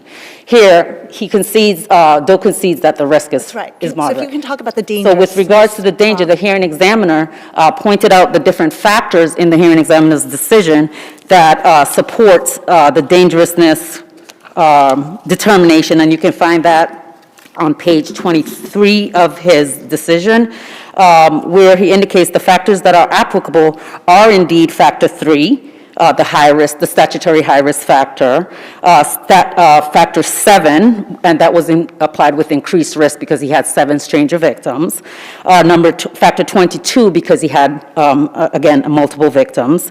Factor 21 because he had a diverse set of victims. And then factor 13 will full risk, and then in mitigation, factor 28. And I would point out that all of the factors are specifically designed to determine a person's current risk and their current danger. Doesn't Doe 496501 say that he has to objectively put victims in fear of a contact offense, or he has to be a level 1 if he has only non-contact offenses? I do not agree. I do not agree with that. I think in the facts of the case, because when you look on page 660 to 661, where the court is basically having this discussion as to why that particular Doe is not a higher risk and why they should be found, the court is very. They point out that everything occurred within the home. He has only had those sex offenses or sexual misconduct behavior within a certain period of time. Okay, so that's fine about that person being inside. Most people who engage in these kinds of crimes don't do it inside their home, out a window that the children in that case can look into. Well, the open and gross, I'm sorry. But there are cases. The one in particular that I found is Commonwealth versus Suave. This is where the test about risk of fear of a non-contact offense, that's where it comes from. It's actually in the SDP context. Mm-hmm. But that's where the test comes from. And all of that person's offenses are in public. So I don't see how the public-private line that you're drawing has anything to do with fear of contact, with whether you're required to find and show by clear and convincing evidence that he is likely to put people in fear of a non-contact offense. I don't agree that the court finds that you have to make a finding by clear and convincing evidence of that. I think his dangerousness has to be shown by clear and convincing Correct. evidence. And his dangerous is not the non-contact offense, because that's not the kind of danger that the statute is concerned with. It's concerned with contact offenses. Well, if you look, again, I think when you look at persons' risk and danger, again, you have to look at all of the applicable factors. And I have to go look back. at the case law. I'm looking at the case law.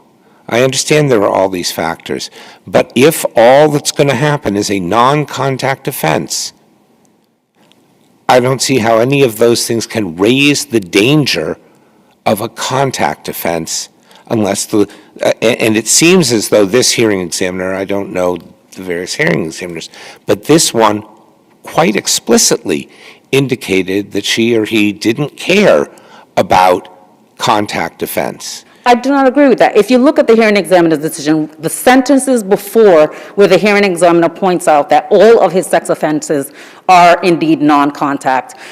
If you go back before that, the hearing examiners discussed what Justice Neiman discussed, that he was escalating in behavior.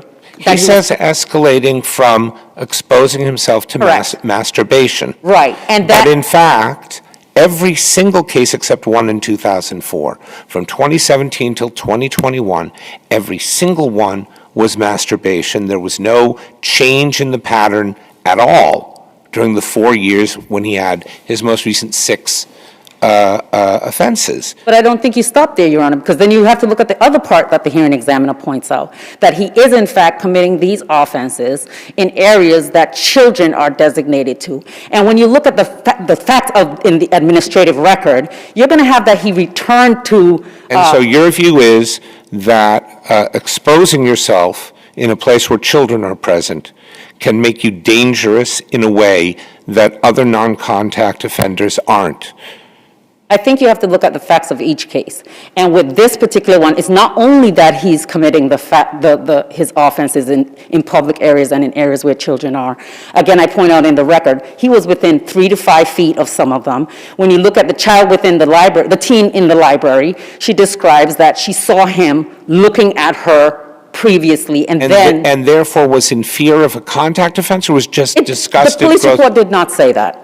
You can only go on what's in the record. And so I don't think it would be fair for a hearing examiner to make a leap and say that someone's going to, definitively that someone's going to commit a contact sex offense. But what you have the hearing examiner indicating is that he does have this escalation, there is this concern, and because of... The only escalation mentioned, if I'm not mistaken, because I read the hearing examiner's report several days ago, but carefully, is the only escalation that the hearing examiner talks about is from exposure to masturbation. Correct. Doesn't say anything about smaller and smaller spaces or different kinds of victims, just the escalation. But I'm saying I don't really see, he consistently, for the 4 years leading up to the final offense here, it's been the same, different victims, same exact conduct. Well, masturbating is the same conduct. However, you have him, one of the stores he's going more than once, he's returning to the area, the libraries you have him returning to the area. So this is not someone that's just going to any public place. He's returning to areas and putting people in that fear. No, you just said there was no evidence that he put people in fear of a contact offense. Of committing a sex offense, which is the masturbation. That is the nature of his sex offending in this record. His sexual offenses is non-contact. There is no doubt about that. His conduct is non-contact thus far. The hearing examiner is indicating with the factors that apply that indicate danger as well, which I pointed out, the statutory high-risk factor and the other ones, as well in conjunction with the fact that he is committing, it's distinguishable from DO 496-501. This is not within his home, where the court indicates that someone of that nature would not reasonably be suspected to commit another offense outside that home. Is there some case where we don't apply 496-501 because the person is in public? Because I don't recall seeing a case like that. No, I think 496-501, but again, 496-501 does not indicate that the hearing examiner has to make a separate finding. It does not say that. It says that if the hearing examiner makes that finding, that this person has only non-contact sex offenses, and that they have no idea that they're going to commit any other further offenses escalating, that they can find that that person is a level 1. even if they were to find that the risk is moderate. But that's not what the hearing examiner finds in this particular case. The hearing examiner is clear that not only is the risk moderate, that the danger is also moderate in this particular case. And the danger is moderate because of the application of the factors, not necessarily because it's non-contact or contact. Because in any sex offense, you have to apply the factors. And again, when you talk about the non-contact nature, you go back to Doe 496501, and the court is very clear in distinguishing the type of sex offending, non-contact sex offending behavior and the environment in which that took place in that particular case that takes it out of the realm of being a moderate danger. However, in this particular case, that's not what you have. There he had one victim. Here you have 7 stranger victims. There everything was within his home. Here it's not within the home. It's outside of the home, in libraries, in stores. So you have a different individual before you than in Doe 496501. And that's why I encourage the court to look at the application of the factors when it comes to the dangerousness, the dangerousness finding it. Let me interrupt you. I just want to make sure I understand this portion of your argument. Are you telling us that under 496501, the hearing examiner is required to make a finding that Doe is likely to place a victim in reasonable apprehension of a contact offense in order to classify them as a level 2, or are you saying that no such requirement exists? Correct. That is their argument that the hearing examiner should do that. But I'm indicating that in the case law, when you look at that case, there is no, when the court establishes what the hearing examiner must find, there are 3 findings. It's the risk, the danger, and the efficacy of internet dissemination. The court had the opportunity to say, if it's a non-contact offense, you also must make this finding, but did not. So this is one that's being imposed upon the board because of the facts and circumstances of Doe 496501, where you have a distinguishable case and circumstances from that particular one. Justice Tan had a question before. No, I don't want to, I interrupted you? No? Okay. In regards to his other arguments, if you look at the motion for expert funds, it's the same thing. It's a generic motion for expert funds that the hearing examiner definitely made a ruling, and it was very explicit. Obviously, non-contact sex offending is contemplated by the board, and the factors apply to them. So you do not need an expert to say that what their risk is and what their level of danger is, especially where you're having, that would be to the risk determination, and they're conceding that the risk is moderate. So an expert would not help in that circumstance anyways. And if the court has nothing further, I would rest on my memo and ask that you uphold the hearing examiner's We may have decision. something further.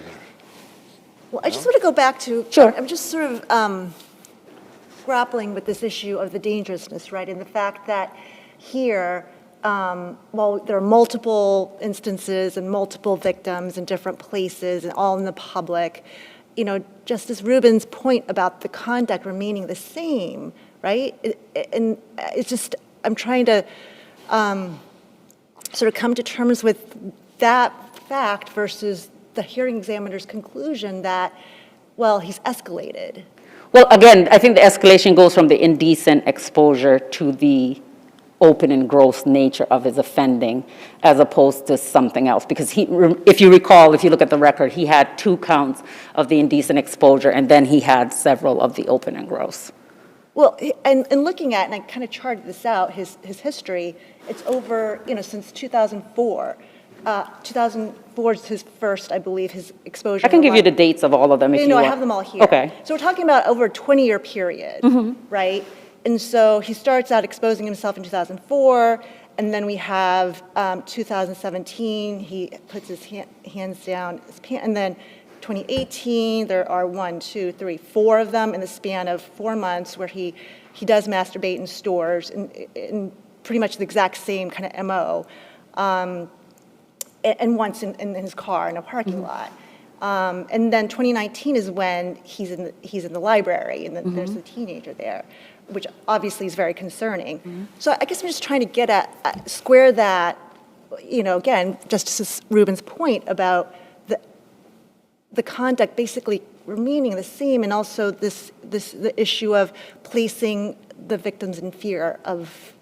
And, well, again, DIL 496501 doesn't indicate that you must make that finding, but then there's also the 2020 case where he approaches the male person who was delivering. That's right. In his And driveway. again, Well, I think looking he's at standing in his her, driveway, and the mail carrier comes over and walks by and sees him doing this. and he's getting her attention. So again, I think with the escalation, the hearing examiner is indicating from the indecent exposure to the open and gross type of behavior, because his indecent exposure was, one of them, his penis was flaccid, he just pulled down his pants. But he's escalated in behavior to now getting people's particular attention, masturbating in front of them, and then fleeing. But not escalating in any way that gives rise to a thought that he's putting people in fear of a contact offense. Not in the So it's police just reports. worse open and gross lewdness is your point? I think that you have to look at, again, the continuum, if you're looking from KM, who has other things going on in That's his. distinguishable Right. from this. And this particular case, that's only non-contact sexual offenses.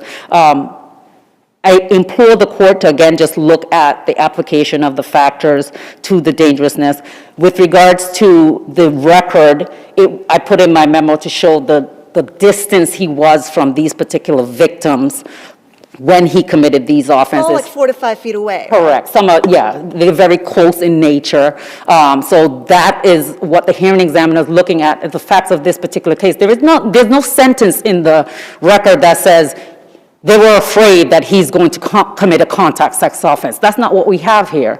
And a hearing examiner should not guess that. But what the hearing examiner indicates is that since past his prologue, were he to commit another sex offense, it likely would be against an unsuspecting adult or a child in a public place. He does not limit that to non-contact sex offense, although he points out that his history is non-contact sex offending. You can keep going if you. All right, I see no further questions. Thank you very much. These are excellent arguments in a very complicated area of the law, so thank you both very much. Thank you, Your Your arguments Honor. are very helpful to us. Our final case for today is the number 24735. This is Bernat versus Pertnarski.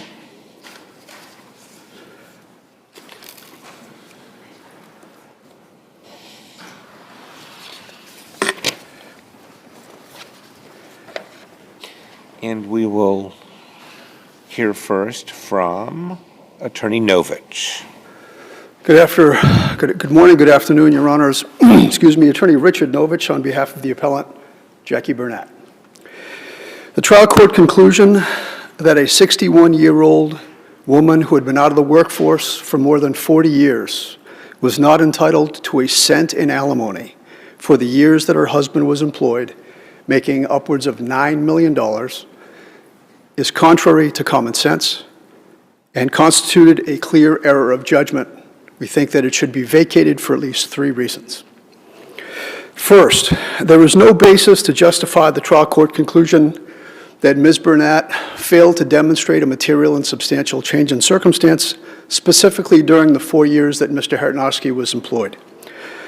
As set forth in the record, the totality of the parties' circumstances from 2017 to 2020 included the following. Mr. Hartnowski's income at the time of the divorce went from, his income went from 0 at the time of the divorce to upwards of $1.7 million. How much did he make over those 4 years, just in terms of income? What's the total? $5.51 million. And you're arguing, how much are you arguing she's entitled to out of that amount? At the trial court level, my recollection is that... After taxes, et cetera? My recollection is it was around 25%, which I believe... 25% after taxes? 25% of his gross. And at the time, it's unclear, given the timing of the Tax Cuts Jobs Act, and whether the alimony order here that predated it would be grandfathered such that it would be taxable or not. That much is unclear currently. If you factored in taxes, we're talking somewhere between 800,000 and 1.3 million. Is that the ballpark? Yes, it is. Okay. In addition to receiving more than $5.5 million of earned income just in those 4 years, Mr. Hetnarski also earned or had unearned passive income of over $3.5 million. That's irrelevant, right? It isn't. Under the case of Dolan versus Dolan that was decided by this court a couple of years ago, when the court is determining in the first instance whether there was a material change in circumstance, the trial court judge must look at the income earned from assets that were awarded at the time of the divorce. We were not looking for a... But they can't, that alone can't be a change in circumstance because the former spouse is never entitled to some of that. So there's a distinction here, respectfully, Your Honor. Under Dolan, there were 2 steps in the analysis. The first step was, under the Alimony Reform Act, the trial court judge must first determine, is there a material change in circumstance? To do that, this court determined that it's appropriate and, in fact, required in the first instance to look at the income that has been generated by the assets of the spouse that were awarded at the time of the divorce, and did the rise in those assets, was it a substantial change? The second step in the process, which I think where Your Honor is going, is assuming that there is a change, can that person be ordered to pay a portion of those funds to the payee, the recipient spouse? And the answer is no. And the Alimony Reform Act clearly addresses that. At trial, we were not looking for any piece of And those. that's because ability to pay doesn't include those things, is that right? So that no change in income, active income, means no ability to pay any more than they had before. Is that what that means? I wouldn't dispute that, Your Honor. I think what you're saying is right. Counsel, can I ask a question? Because as I was reading through this record, I was wondering, and partly because opposing counsel makes an issue of this in their brief about your client was told by her ex-husband that he got a job January 2017. He starts at February 2017, and she starts to contact him, I believe, shortly after that to try and get information, and then eventually files the complaint for modification in 2019. That's right. And I know there was a change of counsel and all of that, but they sort of make it into an issue, the delay, as they called it. Sure. And I suspect you might respond, well, it took us a while, or took her a while, her counsel at the time, to get some of that information. But I'm just wondering if there's anything you can state about the delay, the time that lapsed between when she found out and when she filed it 2 years later. No problem at all, Your Honor, and a great question. The record reflects that in 2017, Ms. Burnett reached out directly to her ex-husband to inquire about his quote-unquote thoughts on alimony. She also, at the same time, if I recall correctly, specifically asked him for the documents that he was required to produce voluntarily under the terms of the agreement that he had failed to produce. Fast forward, I think, a month or two, she hires an attorney. The attorney does the same thing. He sends an appropriate and a polite email, would like the documents. By the way, we do not want to file a complaint for contempt, number one, and a complaint for modification. And the response to the email, it's in the record, is there'd be no need to file a complaint, period. The way that it was described, if my memory is right at the trial, was that my client interpreted that as, we don't need to go that route, we will try to work it out. Now we have roughly a 2 year... What happens during that time, the 2 years? So, as I was not the attorney of record, all I can say to you is that there were efforts that were made that were to try to resolve the issue that were unsuccessful. The second thing that happened, and it's in the record, and you can see this at the Record Appendix 2, pages 363 and 364. During the time in question, the party's son had an unfortunate hospitalization, to be delicate. And at the time of the hospitalization, Mr. Hetnarski was living on the West Coast. There was one parent that was close enough to be able to address that on an immediate basis, and it was Ms. Burnett. So did she focus a lot of her energies on making sure that her son was healthy and okay? Yes, she did. Was that part of the delay? I believe it probably was. But those two things, she believed that her lawyer was doing her best to try to resolve the case amicably because that was the goal. And two, she had a son that was in crisis that she was wanting to make sure that he was taken care of. As part of the issue of retroactivity, which we address in the brief, a couple of things are at play here. Number one, the case law, I think, is crystal clear that a trial court judge has the discretion and the power and the ability to enter an order retroactive prior to the date on which a complaint for modification is filed and served. So if we thought there were an error, wouldn't we remand to the judge? We're not going to announce some amount or how retroactive it is. It depends on facts and circumstances that have never been litigated. I agree with you, Your Honor, and I think it's unclear from the judge's findings and analysis. In fact, there are no findings or analysis elucidating or explaining why the judge denied or rejected any retroactive relief at any time of any amount. So one of the things that the court can do... The judge didn't order any relief. No relief in... Going forward, going back, I mean, the retroactivity question's never reached, Not right? at all. I mean, the judge does say they're back in the position they were in, and I understand why that isn't really a fully adequate response to, yeah, but what about these years? So let's say we were to agree with you, which is a hypothetical, that there was a change in circumstance and that now there was an ability to pay. The case comes down to need in a way, doesn't it? It sure does. Okay. So the judge says a bunch of things, but one of them is the judge must consider all the statutory factors and reach a fair balance of sacrifice between the former spouses when financial resources are inadequate to maintain the marital standard of living. Yes. Is that what the judge concluded, that there was a fair balance? The short answer, Your Honor, to that question is it's unclear to me if that's what the judge concluded, but what I will tell you is, in my view and my knowledge of the law, a zero alimony award where the payor has at least $5.5 million of earned income is not a shared balance of sacrifice under any legal Well, it statute. might be if each of them had received assets in the $8 million range in cash and investments, plus additional properties and so on. So- Right? It might be that someone could say 8 and 8, 10 and 8, you know, what we're talking about here isn't material. I'm not saying the judge said that at all. Of course. But one could imagine that. Sure. So let me address that in a couple of different ways, Judge. Alimony is to be guided, the Alimony Reform Act instructs us that alimony is to be guided by the marital lifestyle prior to separation, prior to divorce. Lost my train of thought for a second, forgive me. I'm talking about a balance of sacrifices. No, I understand. So the amount of alimony is a function of the party's needs, and there are certain cases, there will be certain cases, where marital estate, marital assets are divided and they're significant. There are others where the marital estate is not so significant. The cases that I've been able to find that address this issue, and there have been several cases over the last 15 or 20 years that have addressed the issue of forcing a payee spouse to have to live off of the assets that were awarded to her in the divorce in lieu of alimony. There have been 3 that I've been able to find, and I'd like to go through the 3 of them because I think they answer your question a little bit more directly. The first case that I could find was from 2008, and I believe I've cited it in the brief.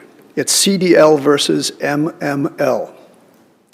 In that case, this court affirmed a trial court's decision not to include the passive income or growth from a payee's assets that were awarded to her in the divorce when calculating her husband's alimony obligations to her.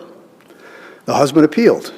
This court found, and I quote, "It would be inequitable to require the wife, in lieu of alimony payments from the husband, to satisfy her needs and living expenses from investment income from assets allocated to her as part of the division of assets." We fast forward 5 years later, a panel of this court addressed the issue from the opposite perspective, and the name of the case is Tetro versus Allard. In the Tetro case, much like we have in the case that is before you today, The trial court judge refused to award 1 cent in alimony to an economically dependent spouse, and instead concluded that she had the ability to rely upon the assets that were equitably assigned to her at the time of the divorce.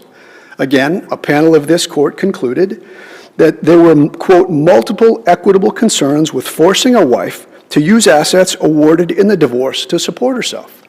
Now, the last of the 3 cases that I was able to find in the last 20 years that addressed this issue head-on is in 2024, the SJC weighed in the landmark case Openshaw versus Openshaw. Now, granted, it was dicta, but I believe that its observation in this point is particularly enlightening. In that case, the SJC concluded that it was appropriate to consider a spouse's savings when determining the amount of alimony that someone should pay in support.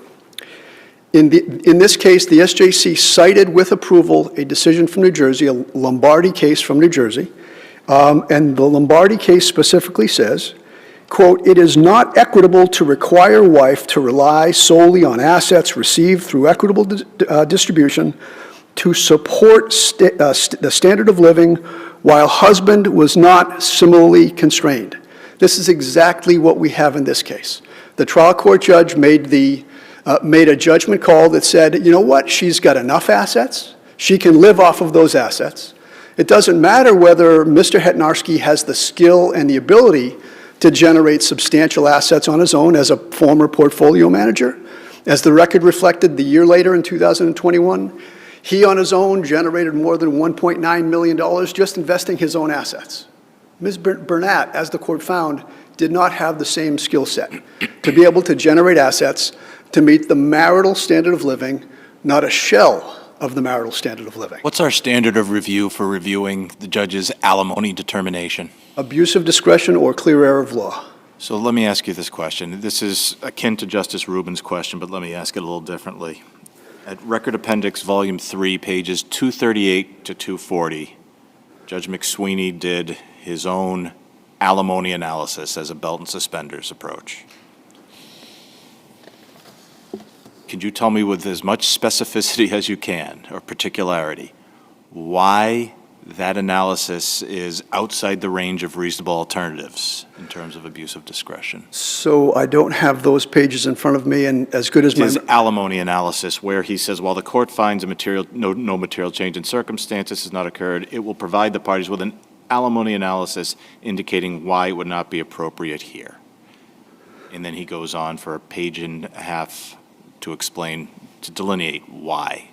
You're talking about the findings directly, Your Honor? Yes. So why are those findings not within the range of reasonable alternatives? Happy to address that, and thank you for clarifying that for me. So under the Alimony Reform Act, which we are bound to consider, alimony is a function of, bottom line is it's a function of 2 things. It's a function of need and ability to pay. The judge's conclusion, whether she had no need because she had assets or because she had no need, was not supported by the record. Those conclusions did not rationally flow from the findings. Let me address a few of those findings for you. In certain instances, the judge specifically found that she lacked the skill to be able to meet the marital lifestyle. Other cases, the judge addressed the fact that at no time over the course of the post-divorce life was she able to generate sufficient income from the assets that were awarded to her in the divorce to meet even partially meet her reduced lifestyle. So again, we're not talking about what her reduced lifestyle was post-divorce. We're looking at what her lifestyle was pre-divorce, the marital lifestyle, privileged, extravagant. In this instance, the judge doesn't deny and really doesn't make any findings, but the findings, I think, are clear in that her lifestyle dropped. The judge speaks about how she sacrificed certain expenses. She made substantial reductions in her expenses. So there was very clearly a need. One of the judge's other findings, where he addresses the issue of 2019, the judge specifically says that Ms. Burnett credibly testified that at the end of 2019, she was left with $190,000. Now, that's an awful lot of money to me, and I get it if it's an awful lot of money to some others. But it's not about me, it's not about you, it's about what these folks lived their lifestyle. In the very same breath, I believe it was the very next finding, 114, 115, in that neighborhood, the judge says, Her annual expenses were $467,000. He doesn't say that they were excessive. He doesn't say that that was inappropriate. He says that her reduced lifestyle was $467,000. If she had 190, You're well past your time, but I'll see if our panel chief will let you finish. You can finish answering. if she had $190,000 left over from her invested assets, and her needs were her reduced needs were 467, there was a deficit just that 1 year alone of over $277,000. In 2019, the record reflects that Mr. Hetnarski had earned income, or total income, of more than $1.8 million, and yet not a cent of alimony was ordered. For these reasons, we suggest that the judge abused his discretion, made clear error of law, and we ask that the case be vacated and remanded. If there are no further questions, your time has expired, so thank you very much. Thank you very much. We will hear next from Attorney Foskett. Good morning, Your Honors. May it please the Court, John Foskett for the defendant appellee Adam Hetnarski. Could you move the microphone toward you? That better? Yes, thank you. There's a lot to address here in what we just heard, and there's a lot that's missing. Let me start very briefly with this apparent assertion that was made at the trial court that the increase in Mr. Hetnarski's investment assets is itself grounds. You don't need to address that because he had real income of over $1 million a year. Why isn't that a material change in circumstance? Because the way this works is in order to determine a material change in circumstances, the court, you file a complaint in court. You come in and say, something has happened that constitutes a change in circumstances, and the court assesses that by looking at all of the financial. So your view, it's a change, right? He starts working. It's a change. So you're saying it's not material? What I'm saying is it's not a change in circumstances that warrants in this case, an initial establishment of alimony. And that's because the way it's supposed to work, and I'll get to why it didn't work that way here, but the way it's supposed to work is you file a complaint, you come into court, you say to the judge, this has happened. You need to determine that there is a material change in circumstances which results in an alimony award. And in doing that, the court assesses all of the financial circumstances of the parties, including all of their assets, which have been repeatedly understated in the trial court by the wife. And then... Go ahead. Go ahead. No, I was going to say, then exercising its broad discretion, and the cases all say this, exercising its broad discretion, the court determines whether there is alimony is warranted. Okay, so actually, I think you just have answered my question, which is you're mushing all three things together, which is you're mushing together change in circumstance, ability to pay, and need. You're saying that you can find no material change in circumstance based on no. I don't read the judge to have done that, but let's say you're right. Let's cut to the chase, which it seems to me is need, right? Because it seems to me that if there were need, then earning almost $2 million a year would be a change in circumstance, and ability to pay would be shown by that income. So let's go to need. And I'm sure you disagree with with the premises of what I'm saying. It's more nuanced than that. Let's look at what happened here to try to figure out. I'd like to talk about need, and then that's what I'm going to do. Okay, go ahead. What happened here was she learned that the husband was employed by March 22 of 2017. She knew what she needed to know, notwithstanding claims about being lulled, etc. It's clear in the record. There is zero evidence that she didn't have the information she needed. Okay, but she filed in 2019. But if I may, Your Honor, yes. What she then did immediately was go out and spend $1 million on a property. I'm sorry. I want to talk about her need for alimony, not what she does with her money. But her need for alimony, as I understand it, means that anyone whose whose station is not what it was during the marriage, anyone who can't afford the marital lifestyle, has need. Do you agree that that's the need we're talking about? If that's looking at all of the assets, Yes. if that's how it comes out, and the judge has The discretion to judge determine. has said explicitly, neither party can live the marital lifestyle. That's in the decision, right? To be clear, neither party can live or could live the marital lifestyle because if you Because look the at money's split in half now, so you can't have the 12,000 square foot house with the smoking room. You can only have a 6,000 square foot house with, right? But again, that's why you do it the way you're supposed to do it, rather than the way it was done here. Okay, why doesn't she have need based on that she can't live the marital lifestyle? That's not the same as saying alimony has to be paid, but why isn't that need? It's need if you take into account all of her assets. And as we point out in the brief, even in their brief, in this court, they disregard $2.5 million of assets. That's all in the mix. That's not my question. Even $2.5 million of assets, the judge says that she can't, neither of them will maybe ever be able to live the marital lifestyle.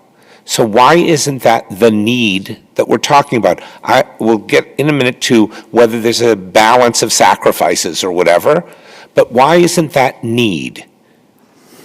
Because that's not how the courts assess need in terms of viewing all of the financial circumstances. I can't unwrap that because that's what the court is supposed to look at and then exercise its broad discretion to determine that there is a need that warrants alimony. Need that warrants alimony is different. I'm asking if she has, so the judge says, the court finds that in light of her own substantial assets, the wife does not have a present need for alimony.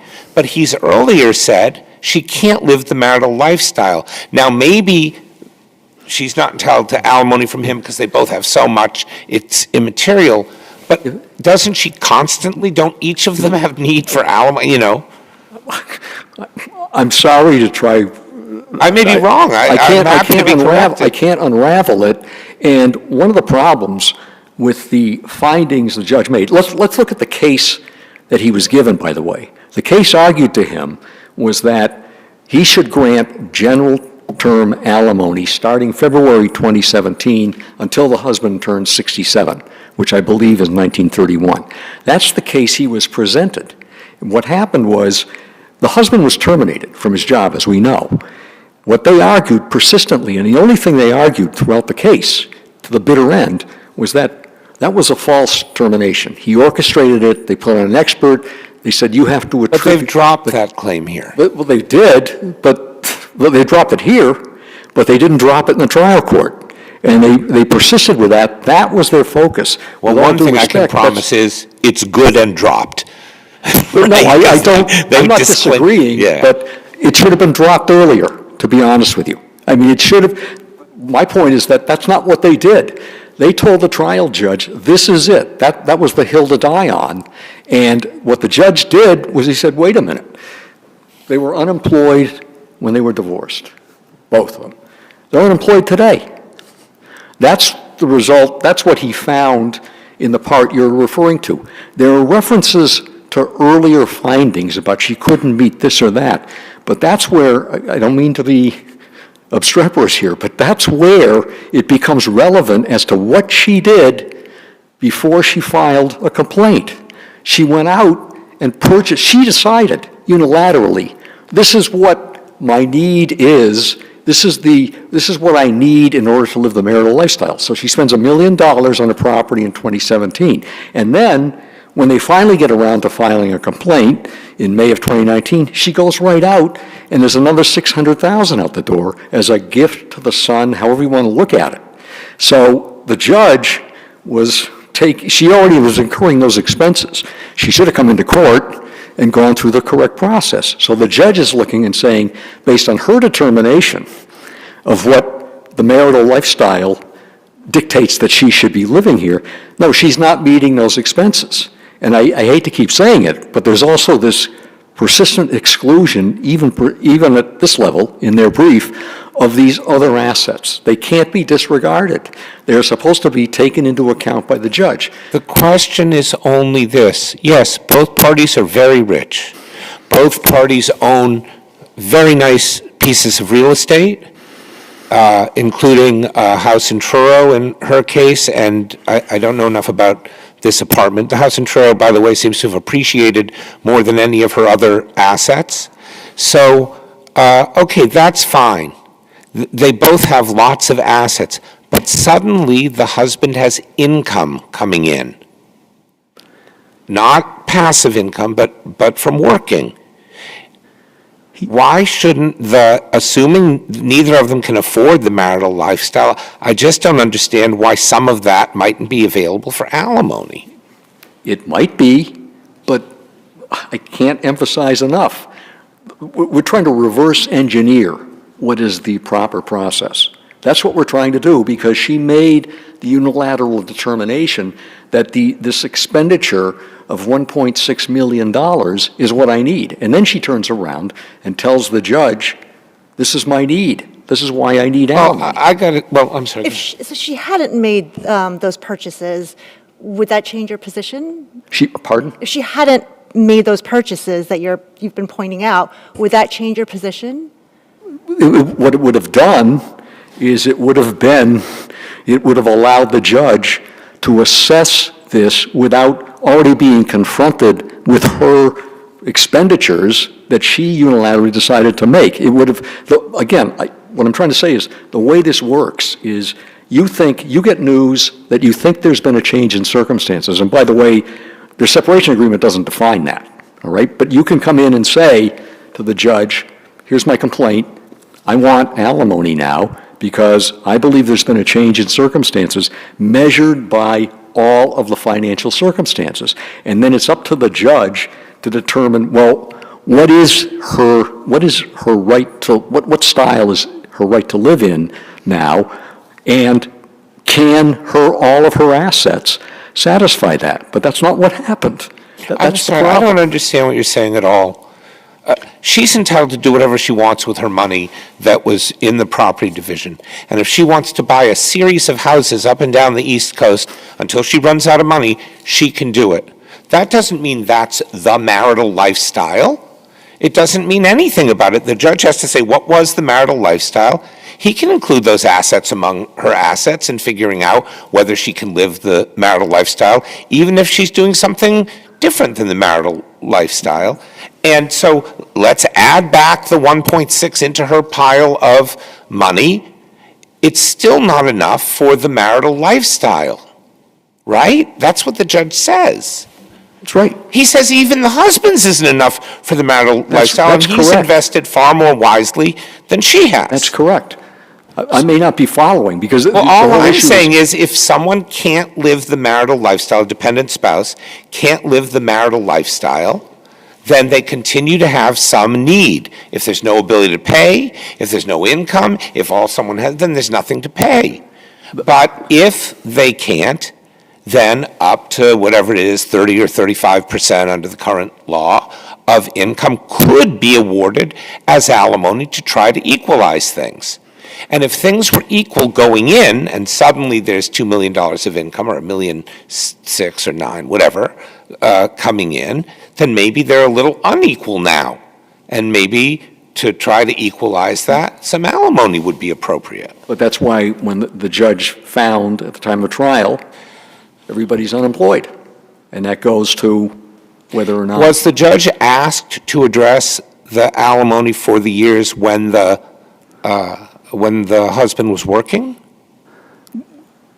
As part of the 14 years. I understand, but so there was never any briefing below on the question, now that he's unemployed, and if I find that the unemployment is not is his fault and isn't through, it's through malfeasance rather than through, deliberately getting rid of the job to avoid alimony. Was the judge asked, so if that's true, we still want alimony for the 4 years. No, the first time that argument has been made is here. That was my point about the case that was presented to the trial judge. All the eggs were placed in the basket of saying, nothing has happened here. Run forward, we want 14 years of general term alimony. That's the issue. This is a different case than the one that was argued to the trial judge. And the trial judge, as we say in our brief, what he found based on the case presented to him was correct. Unemployed at the time of the divorce, unemployed today. So that part... Excuse me, you're about to run out of time, so I want to ask you a couple of questions. And my first one is this. Do you agree with your brother's representation that the amount that your client made during those 4 years was approximately $5.5 million in income? That appears to be a correct calculation. Okay. Do you agree that their client was seeking approximately 25% of that? With this caveat, they are seeking 25%. That's where it becomes important as to whether or not we're talking about 45 months or 18. Okay. And that goes, and I don't want to spend much time on it. I understand that from the record. Right. So we agree that if in fact there was found to be an abuse of discretion and there should be an alimony award, it's limited to that calculation based on those 18 months. You're saying 18 months, they're saying closer to 4 years. I get that. And I see my time's out. So then my last, I think this is but my follow-up question then, and I think I know the answer to this, and it's probably a question you don't want, but you're going to get it anyway, which is, do you agree with your brother's representation that in terms of after-tax dollars, we're in the range of $800,000 to $1.3 million in that ballpark?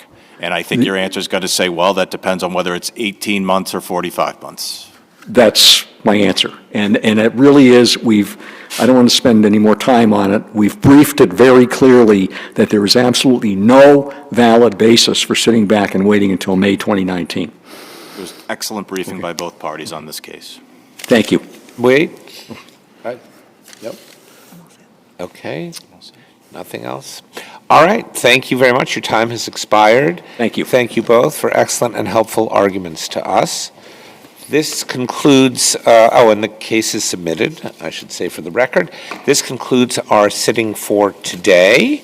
I'd like to thank the court staff and the court officers for their always excellent assistance, and we stand in recess.